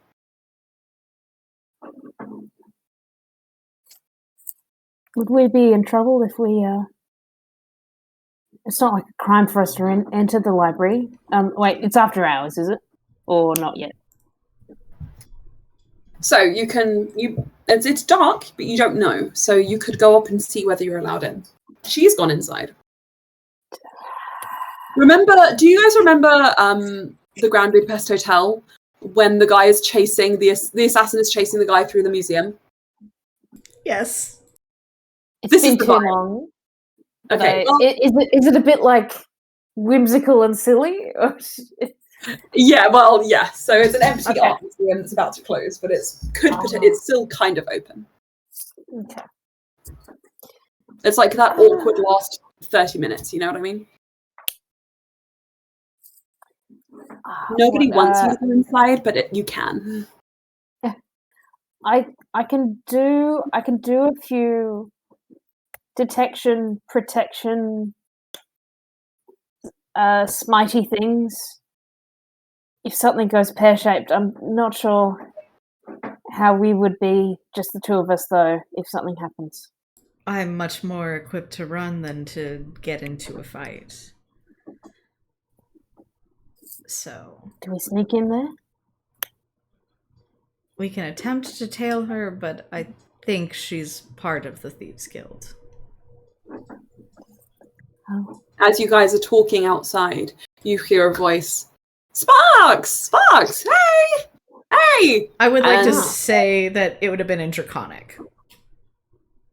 Yeah, that's fine. But this is nothing. They're not. Yeah, no. I just wanted to engage with this. Gotcha. I was thinking that too. Like, oh shit. Eavesdroppers, yeah. What is the name of the person that Sparks has talked with before and newspaper thingers? I don't remember their name. Is this that person or is this someone else? You were talking to them about what? Sorry. Is it the newspapers? Yeah. So, do you remember who this is? Hey! Hi! And they're wearing. Hello. If you can give me their name, I'll give you advantage on rolls of them. I do know who it is, obviously, but. Fuck. When did Bluey do all this? It's a name that you know, if that helps. From the second campaign. It's not men. I know who this is, and it's simply because of the voice that you do for them. Yeah. Wait, is it Clara? It's Clara, yeah. Oh, yes, okay, right. Hi, Bluey, hi. I mean, Sparks, Clara. hi. What are you guys doing out here? It's so dark. Look. And she kind of brushes back her hair and shows that she's wearing a fresh set of vestments. I converted! It's crazy. Look, I want to talk to you all about it. Can you come? Where are you guys going? Why are you panting? Just a nighttime jog, don't you? Get up to nighttime jogs? Well, we also wanted to make sure that we had all the books that we needed before the library closed, obviously. Oh, I get it. I'll come with you. Come on, let's go. And she starts trotting towards the library. There's actually a couple I need to return, and she turns around and she has like a bag full of 15 books. Do you want help carrying that? Oh yeah. You can have this one and this one and this one and this one. And she passes you 4 books. The books are How to Run a Town, How to Make Friends and Influence People, How to Start Not a Cult. Anyway. Wow, these are Have these been I like said good check. reads or something? Oh yeah. I followed some friends, and they just were like, they were, really suggesting crazy things. Anyway, she lets herself into the library, and you guys notice that the clerk looks up frustrated from behind the desk. They have like half moon glasses and long curly hair, which is sort of graying at the roots, and they're like, "You are aware we close in 20 minutes. So please make it quick." It's all the time we'll need. Thank you. Yes. Where's the Remember, returns? poor behavior can get your cards revoked. She calls after you. And you guys continue on in. And Clara Sorry, says, where's the returns chute or the returns pile or do it's a we mimic return the books and then poops them out somewhere else. So I'm just going to go feed him. But don't worry about it. I'll meet you guys here. Maybe we can go get like dinner, really late dinner. And I can talk to you all about this. A lot's happened in my life in the last like 48 hours. It's crazy. Ah, Yeah. even with everyone up at Eldrelith? Yeah. Ah. Yeah. I've kind of taken on a mantle. Anyway, I'll talk to you later. And she goes over to the returns area where a frog with a very big mouth is just waiting for books. Right. Astra, in Draconic, Astra, what the fuck do we do? Well, You guys inside the library. I was going to check out a children's book or two for Apple Blossom. And to, at least make our story plausible. And maybe we figure out what it is that Clara is up to, because she is setting off so many red flags that I just can't place it. It might just be the tone of her voice. But it might also be the books that she returned, okay? Those were some weird choices, and I have read some very strange books. Maybe she doesn't have many friends. If she wants to make friends, I'd be happy to talk I to her. feel if like you there's a wanna do different anything type else. of self-help book that would help you make friends. The frog announces the titles of each of the books as they swallow them. Rich Dragonborn, Poor Dragonborn, Arcanic Habits. These are The Secret. I thought for one horrible second when you said a different type of self-help book. Oh my god. Well, guys, look. This game is getting far too sexual for my liking. I think we all need to be less horny. I was not. What? I was not actually thinking in a good horny Oh, way. I wet? was thinking in a bad ideology way, a different bad ideology way. Yeah, like a... Old man JP. That's what I was thinking. Oh, you bet. Don't worry. The 12 steps to success as a Dragonborn. But it's like it's anti room. dragons. Clean your room. Clean your room. Clean your room. Clean your room. Yeah, the how to start an MLM or something. literally. Lululemon. Yeah, don't worry. So, you guys are standing in the entrance. The lady yells out to you, 15 minutes! Thank you. Coach Laudel! All right. You know what? How about I'll try and find a book as well. And then we can chat to Clara. Although, okay, if she's wanting to talk her ear off and Frinia is going to get worried in an hour, then do you remember in one of the cafes we've seen around? Or actually, I can just tell her one.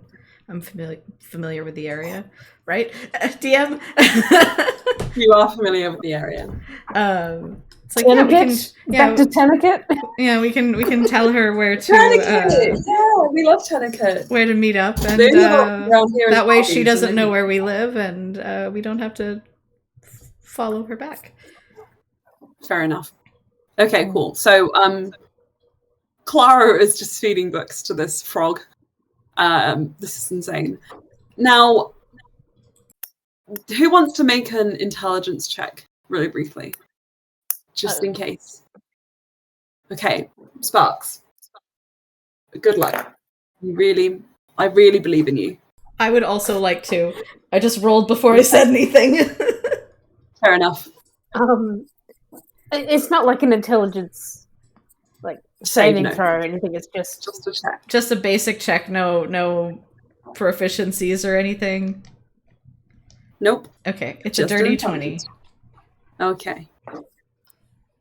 That's a 9. Okay, right. Sparks, you are like, oh yeah, kids' books, looking around. Astra, you do remember the last time you guys were here, you did see some suspicious individuals disappear into a secret entrance concealed by a bookshelf in this building, who had a similar makeup to Mayan, and was also suggested to be involved with the Thieves Guild. Well, also considering that the Thieves Guild is involved with like Tiamat, like that's also where Astra's thinking about with like Clara is like, oh, she's just gotten herself involved with the Thieves Guild. There's something very sus about her. Oh, okay, cool. Gotcha. Right, what are you guys going to do? I think Sparks maybe not finding so much success on the higher shelves. Maybe she doesn't think about the fact that most children are way shorter than her. She's like, Sure. I'm not sure this is. I think you eventually find the very hungry owlbear. The tabaxi who came to tea. Those kinds of cute things. Did you guys read Danny and the Toy Box? Is that a thing that was in your childhood? Or no? It's like we have Danny and the Cantrips.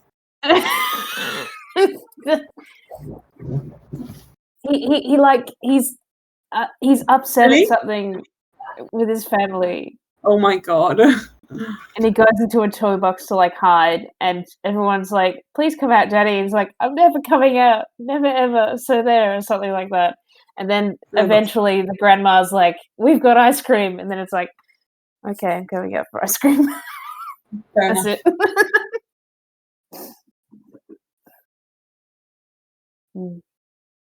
So you find a few kids' books. Okay. And Clara is finished at this point, and she comes back and she says, all right, I'm gonna head off. Did you guys want to get some food? I could do with a light dinner. Yeah, absolutely. Yeah, I mean, if today is not a good time, then we can do another day. But I'm happy to go and have a quick little chat about converting you to my conversion to Tiamat. Yeah, we'll meet you. Do you know, like, Emma? What's the name of a cafe that I could just throw out there? Tourniquet. Do you know of Tourniquet? I do know Tourniquet. Absolutely. Why don't we meet there? I had a vampire boyfriend once, and he used to go there all the time. It was crazy. I'm about to start reading Vampire Academy. Anyway, we watched the Vampire Academy movie the other day, Anna, and I thought that we should tell you.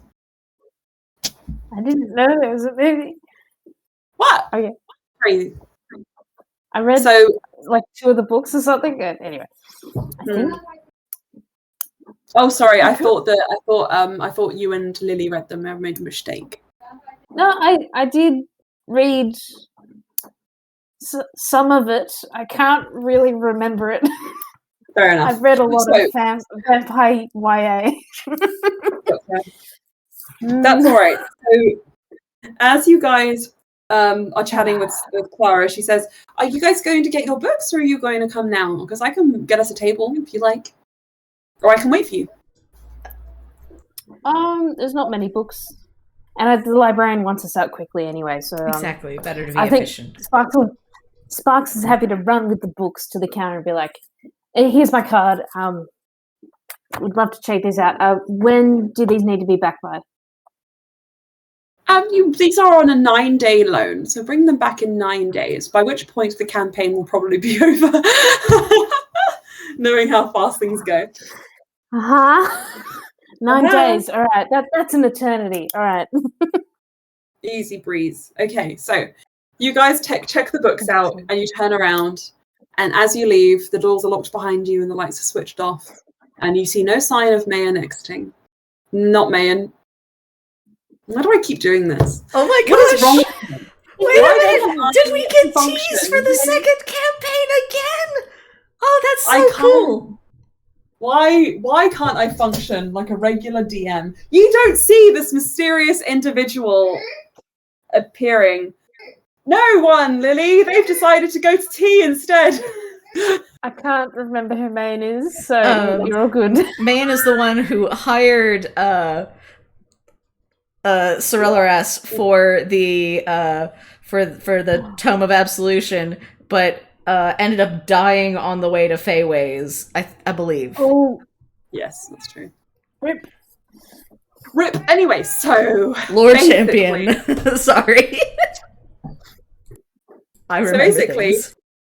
She was the one who brought Cerellaras into the fold, guys. So there you go. You can thank her for that. Right.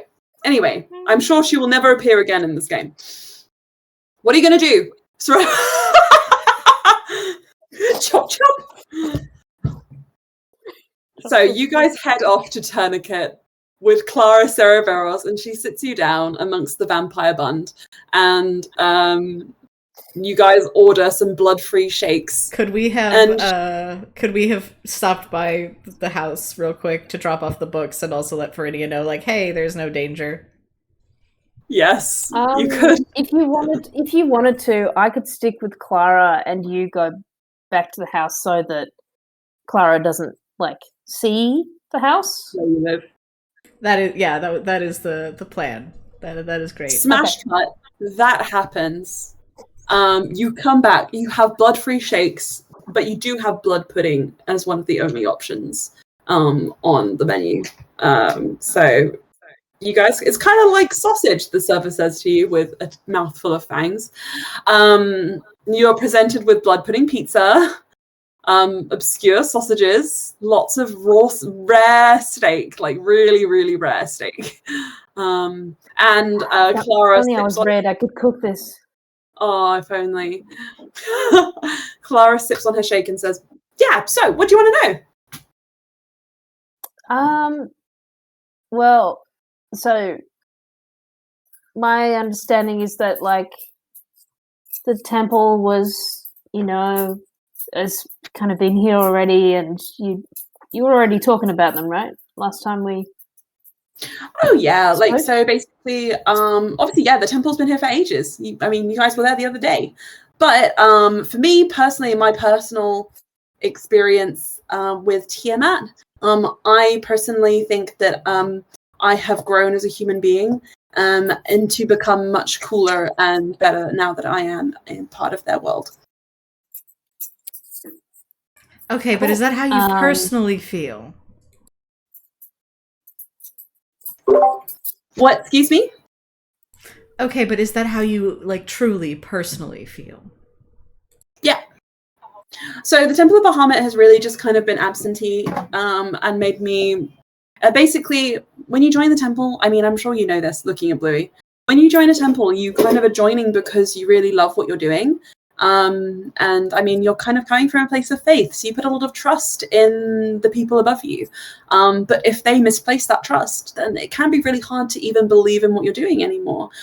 So working for them and, really just putting my all into everything, doing what I love, turning what I love into a job actually ended up really hurting me. And I did a lot of soul searching because obviously it's only been a couple of days. I have some friends around the temple who've been also helping me out. And we just decided that we'd had enough and that, if the Temple of Bahamut is going to basically treat us as managers without paying us as managers and reimbursing us for our time or acknowledging us, then I might as well just go to somewhere with more structure and more career advancement opportunities. And so now I'm in the Temple of Tiamat. And I'm actually, my first day was great. They gave me a goodie bag. They gave me these cool clothes. So I'm having a great time. I'm thinking of spreading it further north. Okay. What are Tiamat's like? What are the sort of ambitions of the temple? I guess apart from spreading it, like, you know, is it Evangelizing. yes? For the good that Of course. Tiamat does. Yeah. Okay. There can be no order without chaos.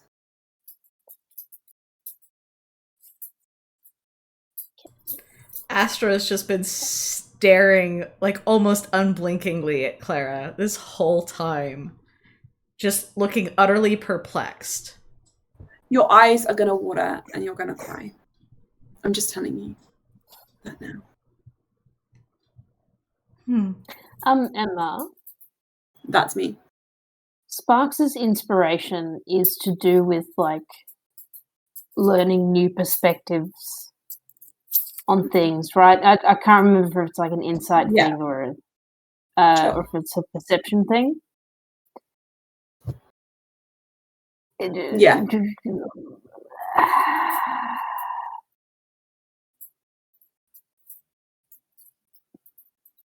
You can't. I think I'm going to put it this way. You have no idea what to make of this person. like is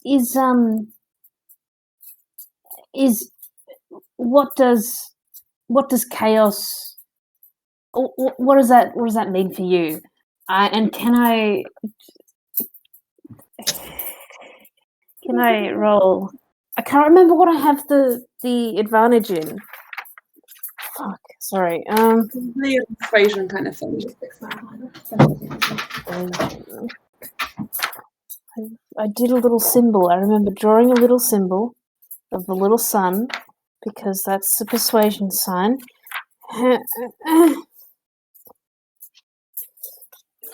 God damn it! I did not note it. I'm going to go as persuasion for now, and if it's wrong, we'll correct it for future. So, because you want to get information out of her, and I think this makes sense. Yeah. And then we're going to change things ever so slightly. Do something a little different. What's chaos for you? For me, and do it. Oh. It's all right. The world is in flux. Everything that I thought I knew, I didn't. It seems irrelevant now.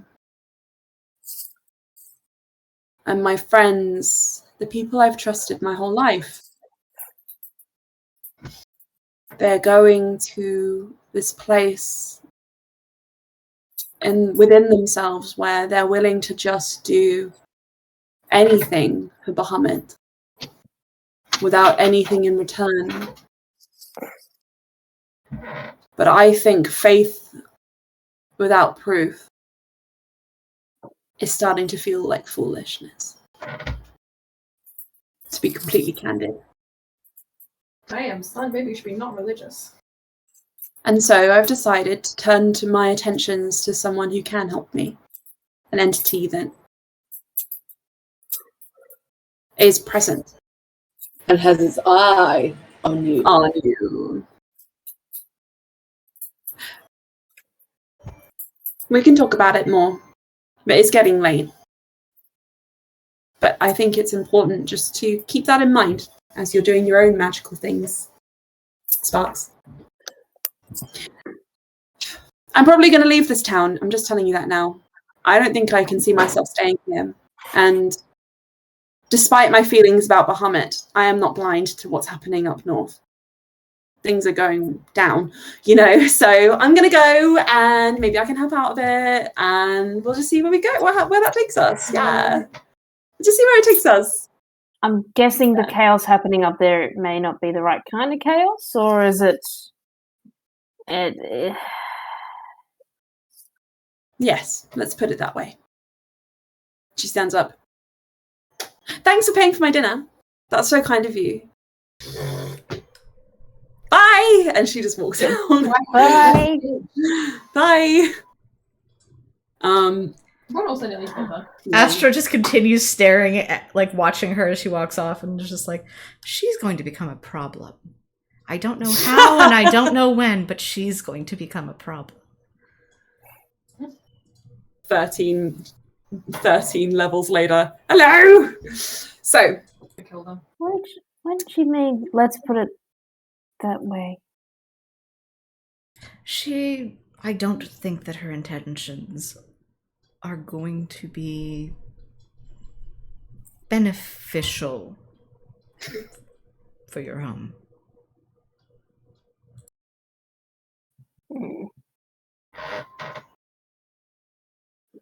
Oh, As you guys- had she mentioned that she was going to Melas? She said up she didn't north, say Melas. and Up north. Astra remembered hearing, that they're, north could be like Brohad and Dion, which is zombie infested, and Yeah. It could be anything. So as you guys are talking, you hear a brief but succinct message in your mind. And it goes like this. Dawn, the Horned God. Do not trust Alstair's friends. And you have a chance to respond if you wish to.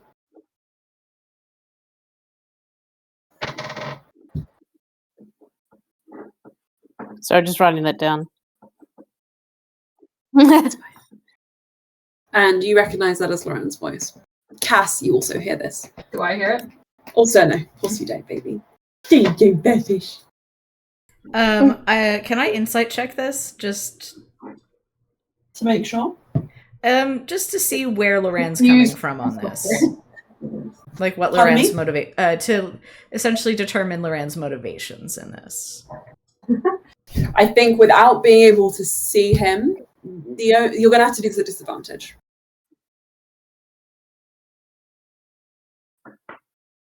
Oh, beans! That was another natural 20. But Jesus Christ! I know. Where are your dice? Hang on. The non-natural 20 roll was just a 16. Okay. Yes. A 16. Yeah.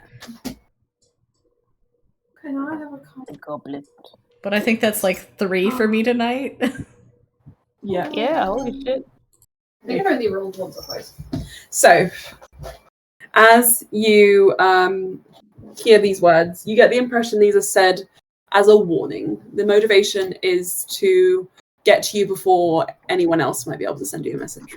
Yeah. Like, basically, it's to determine whether or not he's, like, legitimately serious about this. He is serious. Yeah. Can I please ask you, what do you reply? This is a cat. He's very long. Does it look like a cat or does it look like a fluffy jacket? A fluffy jacket. You do look like Both. some sort of famous European fashion designer. I don't know. Or about to walk down a runway. This is Okacha. Did Sparks want to reply first? Yeah, sure thing, man. Yeah, sure thing, man. I mean, I'm guessing he doesn't want to say the name Karul in the message in case it can be intercepted. And maybe it's a bit more of like an uncertain, like, all right. All right. And Astra? Understood. Anything we should prepare in advance. Pitchforks. Alstair, as you and Luran are cuddled in the bed together, They did not have sex, guys. Just need to make that very clear. settling down to rest, you hear Luran just mutter under his breath, nothing at all. What was that? Just musing about whether there's something I need to prepare for tomorrow. Right. Okay. Well, that was eventful. How are they settled on this bed, by the way? This is at the end of the fic. Oh, so they're on the single bed. Yep. Okay. Wait, they're sharing a single bed? Yes, because because of Karul not wanting Luran to stay. He's like, maybe that'll disrupt him. At the very least, is it a king single? For the sheer height Just of about. Luran? Okay. The 5'10". It would have been 11. it would have been a fine bed for Alstaer. For Luran. It's cramped. Yeah, it's cramped. Have we squished into a single bed before? Yeah. When was that? We tried. We tried. That's so funny. It's certainly possible. Whether you get a good night's sleep,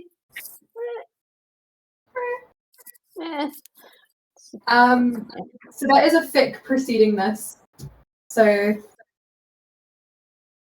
Emma and I wrote a fic. We might send it later. So they're in bed. There was no sad, just romantic interlude. Mm-hmm. Cuddles. Yes. Also very happy. Do you say anything to Luran? I think, all things considered, it went well. Luran smiles, but then his mouth kind of crinkles into a frown. I push it back up into a smile. There we go. Pat pat.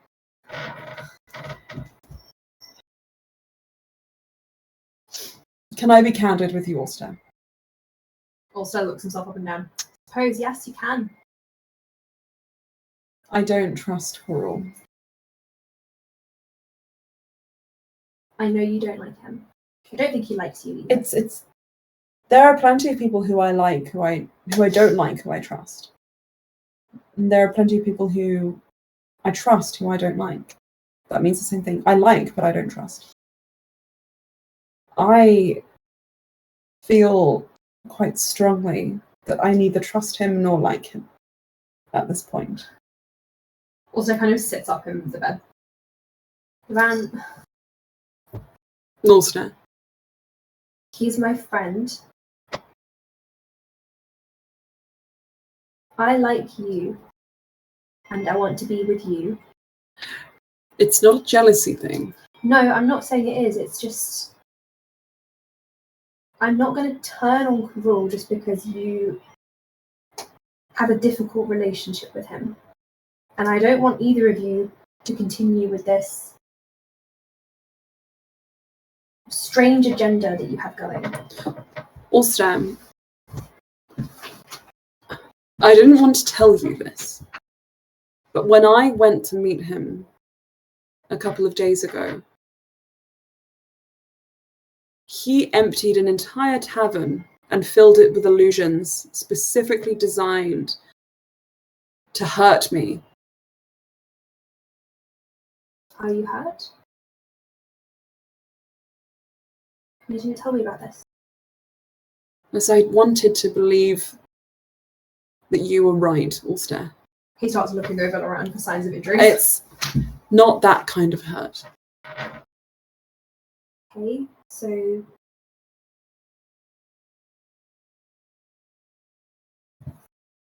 And Alstair, he put a rune in here to spy on you. Because he doesn't like you. Because he wants to keep an eye on you. He wants to keep tabs on you. That's understandable given the situation. I mean, I was keeping tabs on him. But why would he not tell you? If it's perfectly understandable, why is it a secret? I'll ask him tomorrow.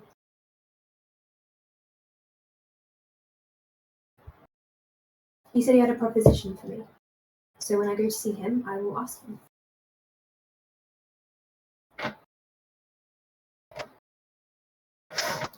Alstair. He didn't even tell you he was in a relationship. It's not my business. So I shouldn't tell anybody else I know about us. The people closest to me. What if I'd kept it from Cass? I think everyone's different. Yes, How? I agree, but Alstair, You have to admit, you were sheltered. Your experiences of the world, of people, you're too trusting at the moment. I've had plenty of experiences with the world. How old do you think I am? I know how old you are, Alstaer, but I'm not talking about strangers. I'm talking about people who get into your heart specifically to break it.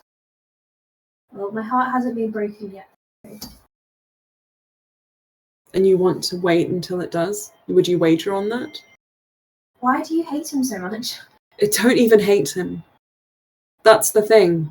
When I went to meet him the other day, I felt sympathy for him. When we were talking, I thought perhaps I was wrong. I know that I'm not. Karul, in the same way that you're concerned, I think Karul is concerned. In a different... Obviously, my relationship with you is very different to my relationship with Karul. But he saw me grow up and have very difficult friendships, engagements, family relations. It makes sense that he wouldn't trust my first... It makes sense, even if I don't believe it myself, that he would feel this way. Does his attitude surprise you? Does he seem like the man you knew? Looking at him now? You can be candid. He seems a bit wary. Not necessarily of me, but of everyone, everything. I mean, he didn't... I don't know what he's been doing. He said he was doing business, but...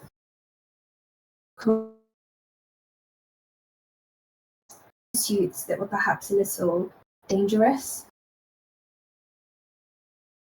by most people's standards. I won't pretend that my record is squeaky clean. I've scammed people. I've stolen. I've smuggled. I've run out on people in the night. I've made enemies.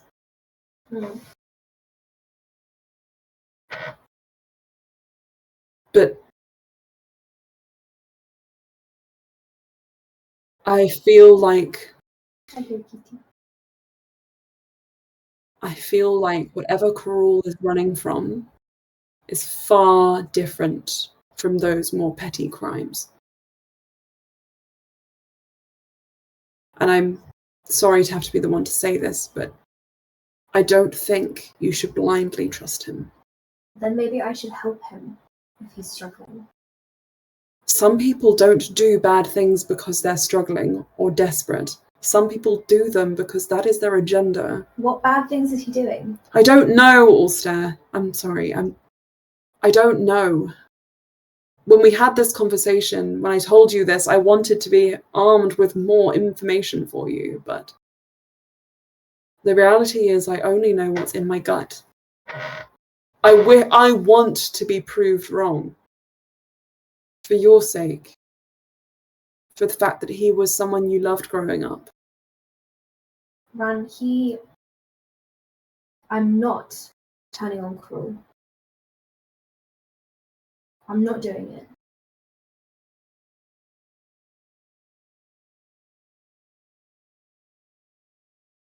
I can't support that. Well, you don't understand. What don't I understand, Alstaer? What it's like to be sidelined by the one who raised you, because I do understand that. He never sidelined me. 5 years. Not even a message. I don't know what happened in those 5 years, but I'll find out. Did he tell you? Was he open about it when I wasn't there? I tried to give you two space so that you could talk about it, if it was an issue of me being there. I will speak to him tomorrow. I'm not going to sit here and sprout conjecture about what he's been doing and his intentions. It's not fair to do that to anyone.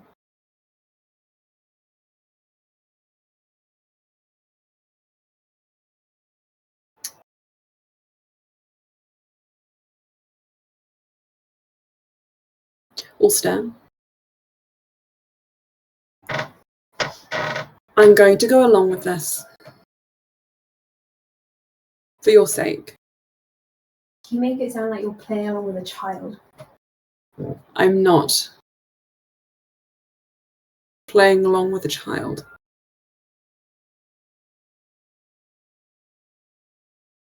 But you are playing with fire here. And Alstaer, I just want you to promise me one thing in return.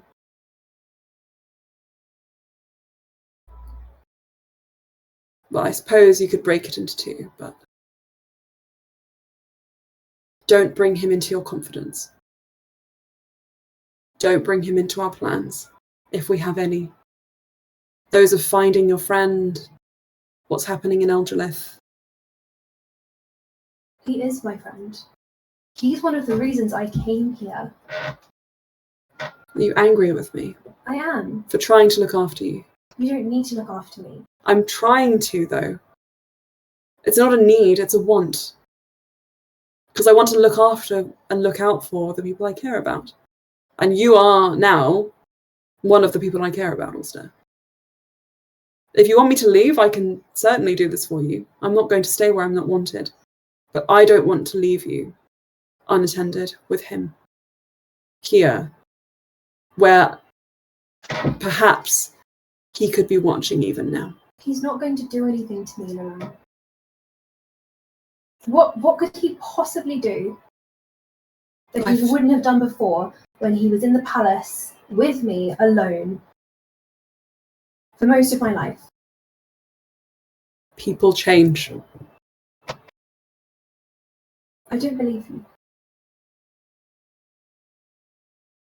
You don't believe people change? I don't believe you about him. I'm going to... Well, I've had my share of not being believed, Alstaer. I can't support you in this.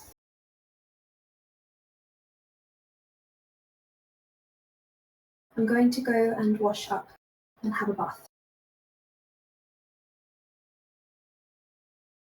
I don't want you to leave, but if you're upset, then I won't stop you. And I'm sorry I invited you to this dinner. It probably wasn't. It would have been worse if I hadn't come. I wouldn't have known. Even if you won't see it. I'm going to take some time to myself. All right. And also will excuse himself to go to the bath. Okay. You dunk in the baths and smash cut. Boom. You're there. Suds all over you. Mm. And you hear another splashing next door. From like the neighboring bath. And you just hear a familiar voice just kind of going like washing as they like humming slightly as they wash. Cass, after your brief seduction, you notice Alstaer come into the baths in a bit of a huff. A bit of a huff. A bit of a huff. Well, This is a 26-year-old man. how is Alstaer handling this situation? Yeah, he is. He gets in the bath, he hears Cass singing, and he's like, I fucking knew it, and stands up to look at her. I knew that someone was here. Well, yeah, I said I came To have sex. I had sex with the bar guy. In this particular inn. Yes, I have hookups Vocalised all over this entirely. city. Wow, what a coincidence, Cass. It's amazing that you ended up in the same inn that I happened to be having dinner in. And you were in disguise too, weren't you? My How do friend. you know? I am not an idiot. I never said you were. When they said, my friend over there, who do you think they were referring to? Oh no, never mind. Must have been a I mistake. don't know. It was actually cool. I don't know. All I'm going to say is I came for sex. I had some sex. It was quite good. It wasn't the best. We'll probably be going to see if Aurelia and Astra are free later. But I wanted to clean first. Mm-hmm. And you weren't here on request of someone else, were you? Cass is going. At that point she was just being quite casual and just like still washing herself, and then she like stops and she like sighs. She's like, "Look, I'm not gonna lie to you. I did come here and I did have sex, but I didn't come here specifically for the sex. The sex, British sexist place. Luran was concerned. He wanted me there as well. So Luran had you follow us. Despite the fact that he was coming to dinner to be there to make sure everything was okay in the first place. Did you know that Karul also had someone in disguise? Well, as who? Doing what? Walks away. Do what? I'm out. Sorry, I'm cooking, so I'm multitasking. As the server, I'm pretty sure it was his partner. Well, if I had to bring Luran, it makes sense that he would have someone else to look after him. It wasn't but he didn't tell you that they were in disguise, did they? Well, it kind of ruins the whole point of him being in disguise, doesn't it? Same here. Yeah. Can't be one rule for Luran and one rule for Karul. I was there as well. He was there. Luran came with me. Also stands up to like tower over Cass.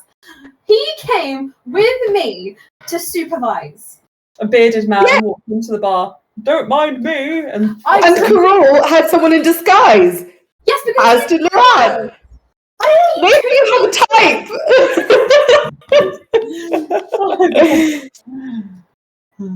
Right. Maybe you have a type, Brian, because yeah, I don't know. They're having a fight. This is so funny. I don't think Brian and Cass have ever spoken to each other like this before. Alstaer slashes back into bubbles. This is ridiculous. I agree. Cass sloshes back because she also stood up and was like, "Yeah."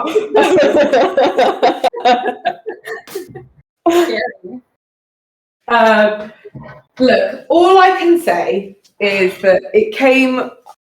I don't know anything about Karul. Well, I know a little, but regardless, all I know about Luran is that he really likes you. He was worried about you, and he wanted me there in case he needed anything. So I did that. I also got some sex out of it, so it was all pretty good. But you know, I get sex anyway. But I don't know what Karul wants. But I know what Luran wants. And all Luran wants is for you to be safe. If Luran and Karul both just want you safe, and there's nothing nefarious happening with either of them, then it will all work out eventually, I hope, and it will be fine. If there is any issues, that will also come out. But for the time being, I promise Luran just wants you to be safe. Okay, then that's fine. But he doesn't need to assign someone to follow us in disguise when I already extended to him that he could come along to make sure I was safe in the first place. Oh, don't worry. I tend to follow Luran as a port of call most places in case he needs help. A port of call. As a port of call, I follow him everywhere. Right. Well, I don't like being followed everywhere. I don't like this. And I don't understand. I get Why it. did they both order big steaks? I don't understand at all. Like, it was very odd. I heard Karul say that it's because that Luran is jealous of him. But I would also say that Karul is jealous of Luran. Why? Why indeed? If he was just a mentor growing up, I don't know. But I'm just saying what I saw as the sexy lesbian on the other table. Middle-aged, I know. don't forget. Middle-aged. Yeah, middle-aged, sexy lesbian. I love it. Then Who then wasn't a lesbian very long because at the end of the day, a gal got to eat.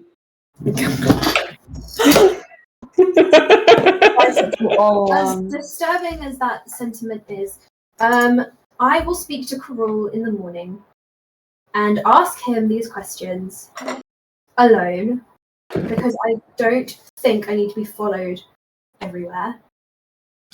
And if there is any issue, I will then speak to you and Luran in a separate room. Counter proposal. You do tend to get yourself into some scenarios where you think you're helping other people, namely sacrificing yourself in that boat chase, and then we had to come rescue you because you were a shark in a net. And you've done it before.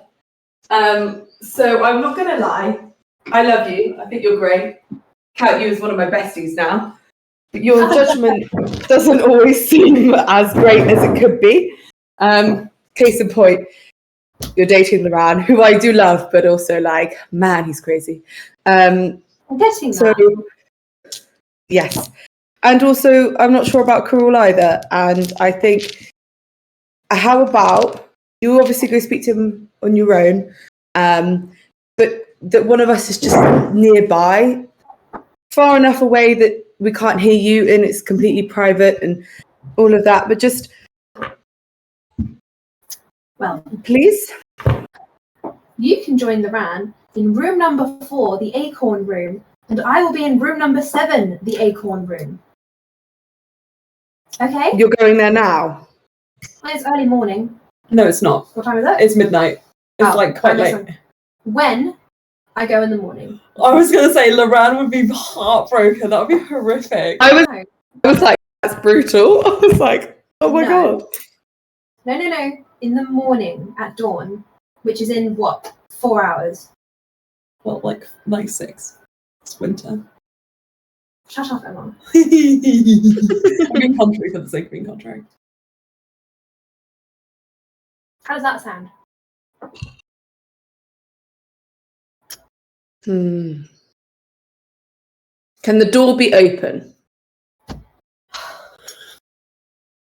I will leave it unlocked. Open a crack? He is not a predator, Cass. I'm not necessarily saying like that type of predator, but I am saying Exactly.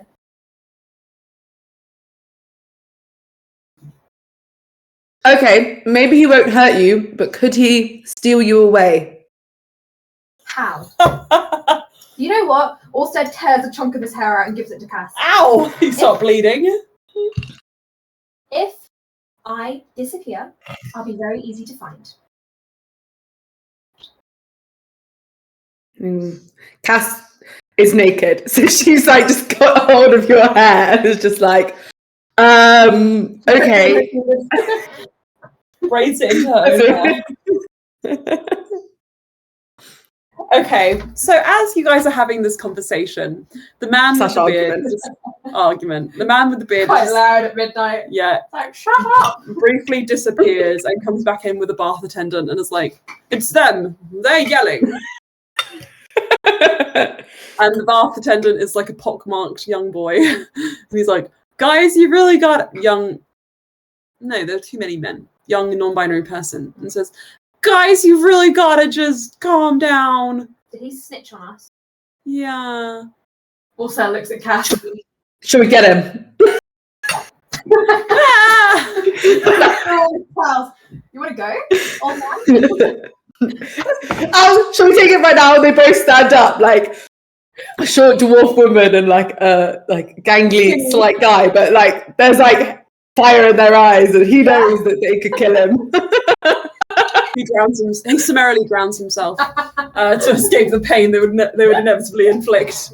The police come to take the body away. They give you a firm warning not to induce suicide in people. The night resumes about 45 minutes later. Their argument has barely paused. The poor boy quits his job for the trauma of having just seen that hell event. Yeah, but we did quite well in like 10 minutes. Mm. Well, I'll see you at dawn. Yeah, through the crack of the door. He goes back to Luran wearing his towel and soaping his hands. Hey. Back. Luran is wearing his like underclothes, and he just says, he sits up and he's like, "You were gone a while." Yeah, I ran into your friend. Cass. Yes. We had a loud argument that ended with the poor boy coming in to discipline us and an old man drowning himself. You guys talk about that. Smash cut to 2 minutes later. Yeah. It's really been the key of the session. Luran sits up on the bed and doesn't like lie down, even when you're kind of like in your underclothes again. He's like, Alstair's going to make this real hard for Luran. He's just going to throw the towel off and get in the bed. Like, huh. Good night. Wait, Alstair. Mm.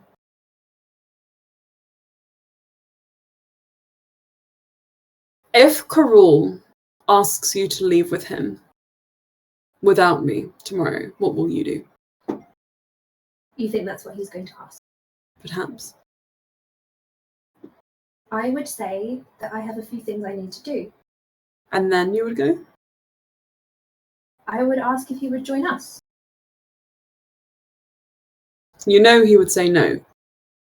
Well, if he... Which are? I would like if he could work with us. So you would be beholden to him rather than to yourself. Why would I be beholden to him? If he can ask you to drop everything just to go with him, then there's no limit to what he can ask you to do. What am I dropping? He looks down at himself. I'm not... Ran. I would not leave you to go with him.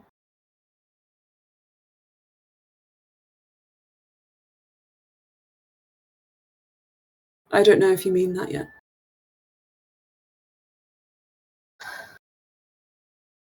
He will take Luran's hand and just pull him gently down into the bed. I believe it. So we'll give it some time. Maybe then you'll believe me.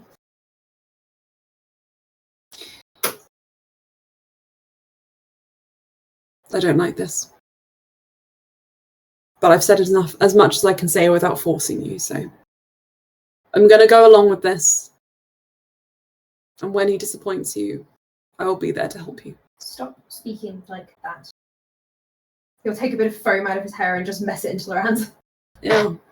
Yeah, Yeah. it was a really foamy bath. You guys relax together a bit. Snooze. Until Cass arrives. When dawn comes I around... also... Hang on, I just want it to be canon that in the bath, Cass was using the bubbles to create like beard, moustache, full hair, and when they were arguing, she had full beard and moustache foam. So sexy. I love it. I am incredibly hungry. So let's do the last little bit. So, as you guys snooze, the morning comes around And when you open the door, Alstair, it is not just Cass who is there, but also Bluey, but also Sparks and Astra, who are flanking her on either side. Alstair looks at Luran. You're doing You wanted to introduce him to your friends, right? over breakfast. He ushers everyone inside and then slams the door after them, and then he walks down to room 7. Luran looks around at everyone and says, okay, so here's the situation. That guy is real fucking weird, okay? He was like... Yeah, I don't like him at all. No. We need to kill him. Big jump. Not one I'm going to immediately shoot down. But first... Okay, fine, but when you arrive at this plan, which I know you will, I'm ready. Understood. Understood. Hey guys, how was your evening? Weird. Weird, how so?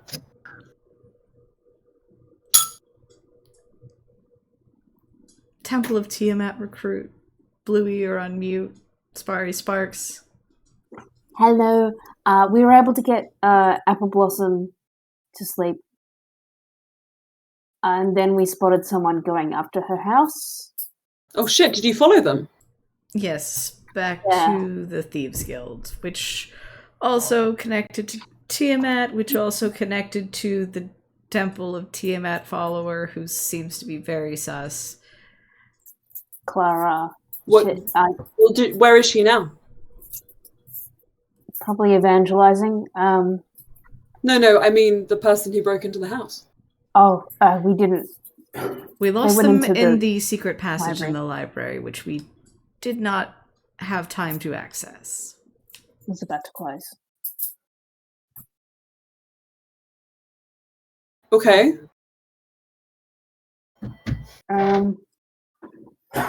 Well, there you go. I guess there's nothing we can do about that now. Lily, that's a very fun idea, but unfortunately there are other plans. God damn it. Well, let's let bygones be bygones. Did you have a nice interaction with this strange Tiamat person? Whatever that drink is, George, it looks great. Yeah, what is it? It's just apple juice, but it's in a nice glass. With ice. Apple juice with ice. We had to pay for her food. Yeah, she maybe- kind of dined and dashed. Didn't leave a good first impression, honestly. Okay. Right. That's not weird at all. Anyway, And that's it's not enough the like the location. chance today. Let's go to the next room. Okay. Oh, I think if we go into the next room, it's not going to go down very well with Brian, and we're going to push him further into the weird arms of Karul, which I'm so happy to kill. The weird but Okay. sexy arms. So why don't we let's I've told him to leave the door open a crack so we can sort of observe without. there's a little Observe. nook on the landing You outside guys. with some like cushions and pillows. We can put that. Maybe Or we'll we have could be straightforward with Brian's friend and try and make a good first impression. Oh, absolutely not. That's already out the window. I'm why that it's gone. You can potentially make a good first impression, but Luran and I, we're done. It's already happened. Well, you're Well, welcome to go no, straight hell, down Alfred. the murder kinda path. crazy. I just don't want to immediately walk down the murder path. That's all I'm saying. Astra, don't worry, I'll lead you down there eventually, and you'll like it when you get there. If you'd listened, you would have known that I also was cautious of the meta path, but now I'm suspicious of you. I'm also realizing I do sound bonkers. So let's go get some breakfast. No, you just sound serious, which is what makes me take you serious. Oh my god, we're going round in circles. Are we murdering or are we not murdering? That's all I We're need to holding know. off on the We are murder until murdering a it's full breakfast. Let's go. And Yes, there we go. Indeed. Alstair, you knock on the door. Smash cut, really brief cutscene. Crawl like on the bed. Opens the door. Alstair, hello. Morning. Good morning. I've been instructed to leave this open a crack. supposedly. Who told you that? A little bird. Just leave it unlocked. He closes the door. Suspicious that he knows that, though. Mm-hmm. Yeah, who told him that? There is a table and chairs in his room just next to the bed, which is a double bed. Instead, just so you know. Which, also, what's your passive perception? It is 15. I think it's higher at the moment, but well. There is a water glass on both sides of the bed. Just so you know. Your partner's not here again. I mean, yeah, they're just out busy. You know, it is what it is. They do want to meet you at some point, I'm sure. I mean, I saw them from a distance until they went and faded into the black. So, how was your sleep? Well, an old man died, Oh, fuck. so I think it was his choice. You know, he really wanted to just have a peaceful way Outing, out. right, Yeah. I understand. Yeah. Speaking of peaceful outings, I did mention yesterday that I did have a proposition. Yeah. For you. I'm going to be bold when I say this. And I know that this is a...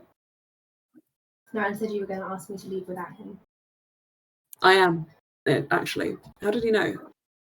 Well, I told him I wouldn't say no if you said it like that. Well, I'm not going to say it like that. So do you want me to do you want me to do it? Okay. Also, your family, growing up, has never been a family to you. Your father was horrific. Your mother was occupied with other things. You were friendless, except for me. You were alone, and in many ways you still are now. And seeing that sadness, that loneliness, even when you're in the same space as Luran, it makes me sad. And I'm sure you have friends, but friends of a few days, are they truly people you can trust? So I have It has only been a few days. Oh god. Can I What just a manipulator. I know. Can I preface by saying the reason I think Alstaer is going along with this so firmly, whilst everyone else probably like, no, Alstaer, this is his only family member / friend since he was 5. So I think it makes more sense that he is fully on board. No, it totally makes sense. Also, there's like the metagaming, obviously. Like Cass is fully with Luran just because she's always fully with Luran. But I don't think it's surprising because also he's not done anything to show you, aside from disappear for 5 years, that he's untrustworthy. So yeah, my disappearance yet cannot be frank with you about. But if you hear me out now, I think I would be able to be honest and open about everything. Okay.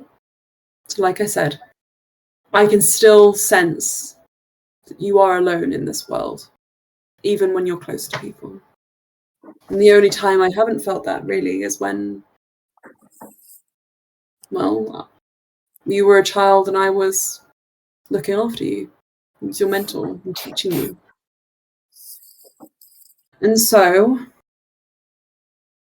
this is part of the reason why I have been on the run. Because I believe that your parents have gotten wind of my plan and don't like it. Alstaer, I would like to officially bring you into my family. So that you don't ever have to go back to the Messiah. It would mean that you would live a life apart. You wouldn't necessarily be able to move freely as you are now. We would live in secret. But you would be able to live with people who genuinely care about you in all things. You would never have to push yourself again to convince people that you're worth knowing. You would never have to be anxious that your attitude and your disposition would affront people. I know you through and through. And so there would be no problems between us. you can join my family.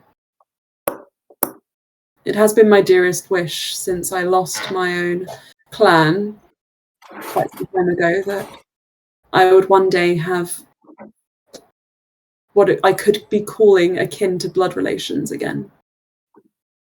So what do you say, Alstaer? It would mean we would have to leave rather quickly, perhaps today. But I can give you as much time as you need to decide. Perhaps another few days, if you can't say yes right now. I think also leans back against the wall slightly to steady himself.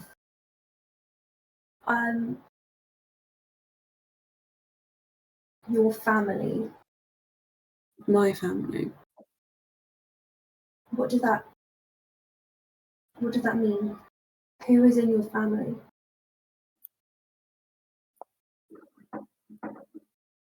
Well, I suppose it would mean myself and my partner and you. And Shu, I can help you find her. She could be one with us as well. But you don't want me to. To what, Alstaer? There is no expectation except from trust and a continuation of what we already have between us. You understand? I do need to think about it. And I still need to say that I really like Luran, and I like my friends. Why could they not come along? No, Alstaer. Why?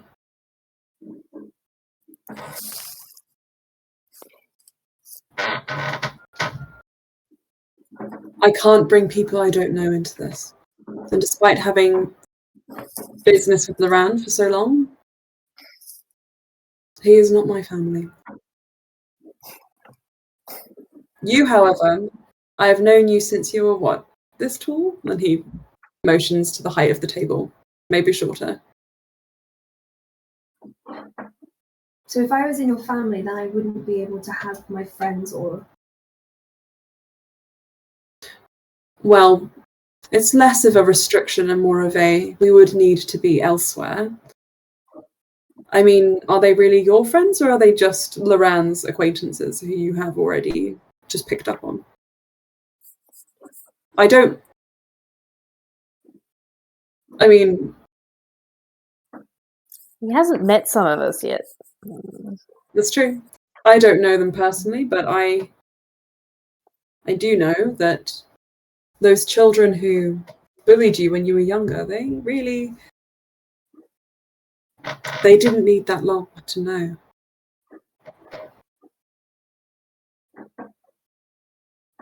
Can I just say I really hate Karul? Anyway. You can't say that. Manipulator, get in the bin. In the trash.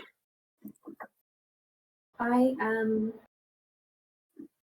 so grateful that you would think of me in that way. Then let's make it official now. Be part of my family. I have a house off the coast of Ashisel. There's enough room for you. You'd have your own wing. It's hidden away. The world would never see it.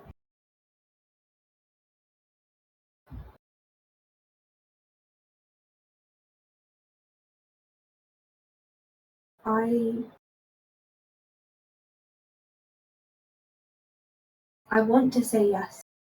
Then do. Alstaer, there's nothing tying you down from saying yes. You like what? False promises. People you've known for a few hours. In the grand scheme of things, that's all it is. You don't trust the person you've not yet met, who I've known for 40 years. Your partner. They want what's best for you. They've been with me in this since I first ever mentioned it to them. Where are they? There are people who don't want this. There are people who know what I have suggested here today. They would consider it treason. I would consider it an act of kindness. If you took me away, if I went with you, there would be war. That would not concern us, Alstaer.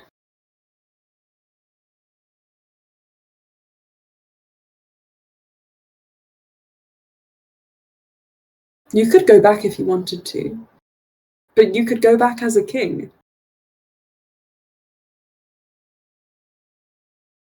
And I wouldn't stop you changing your mind. Let me bring...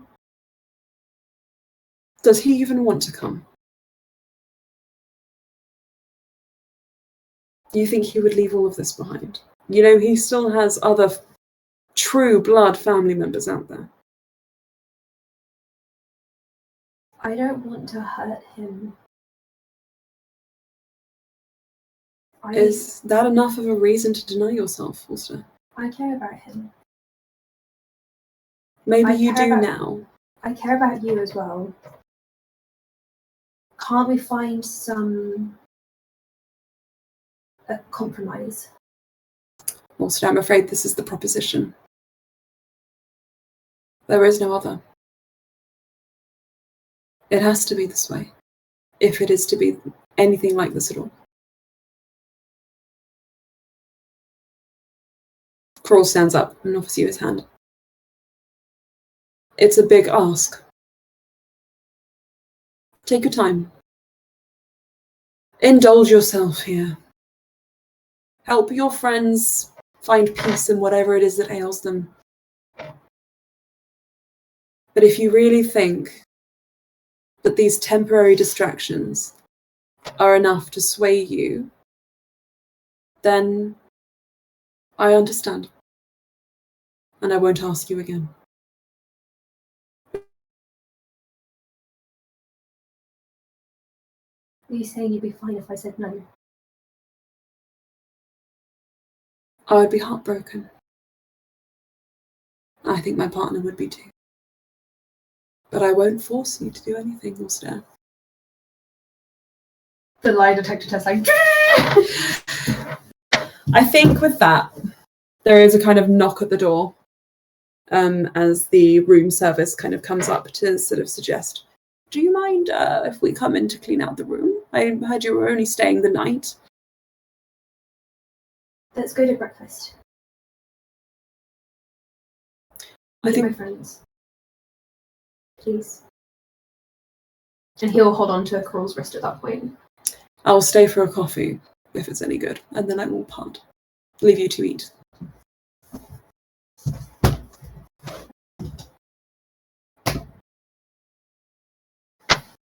At which point, I think we'll finish the game, because I need to eat something.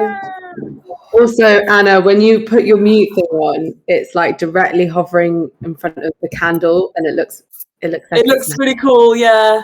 cool. Do it again. Do it again. Yeah, look at it. Wee. Can you screenshot it? Hang on, I'll video it.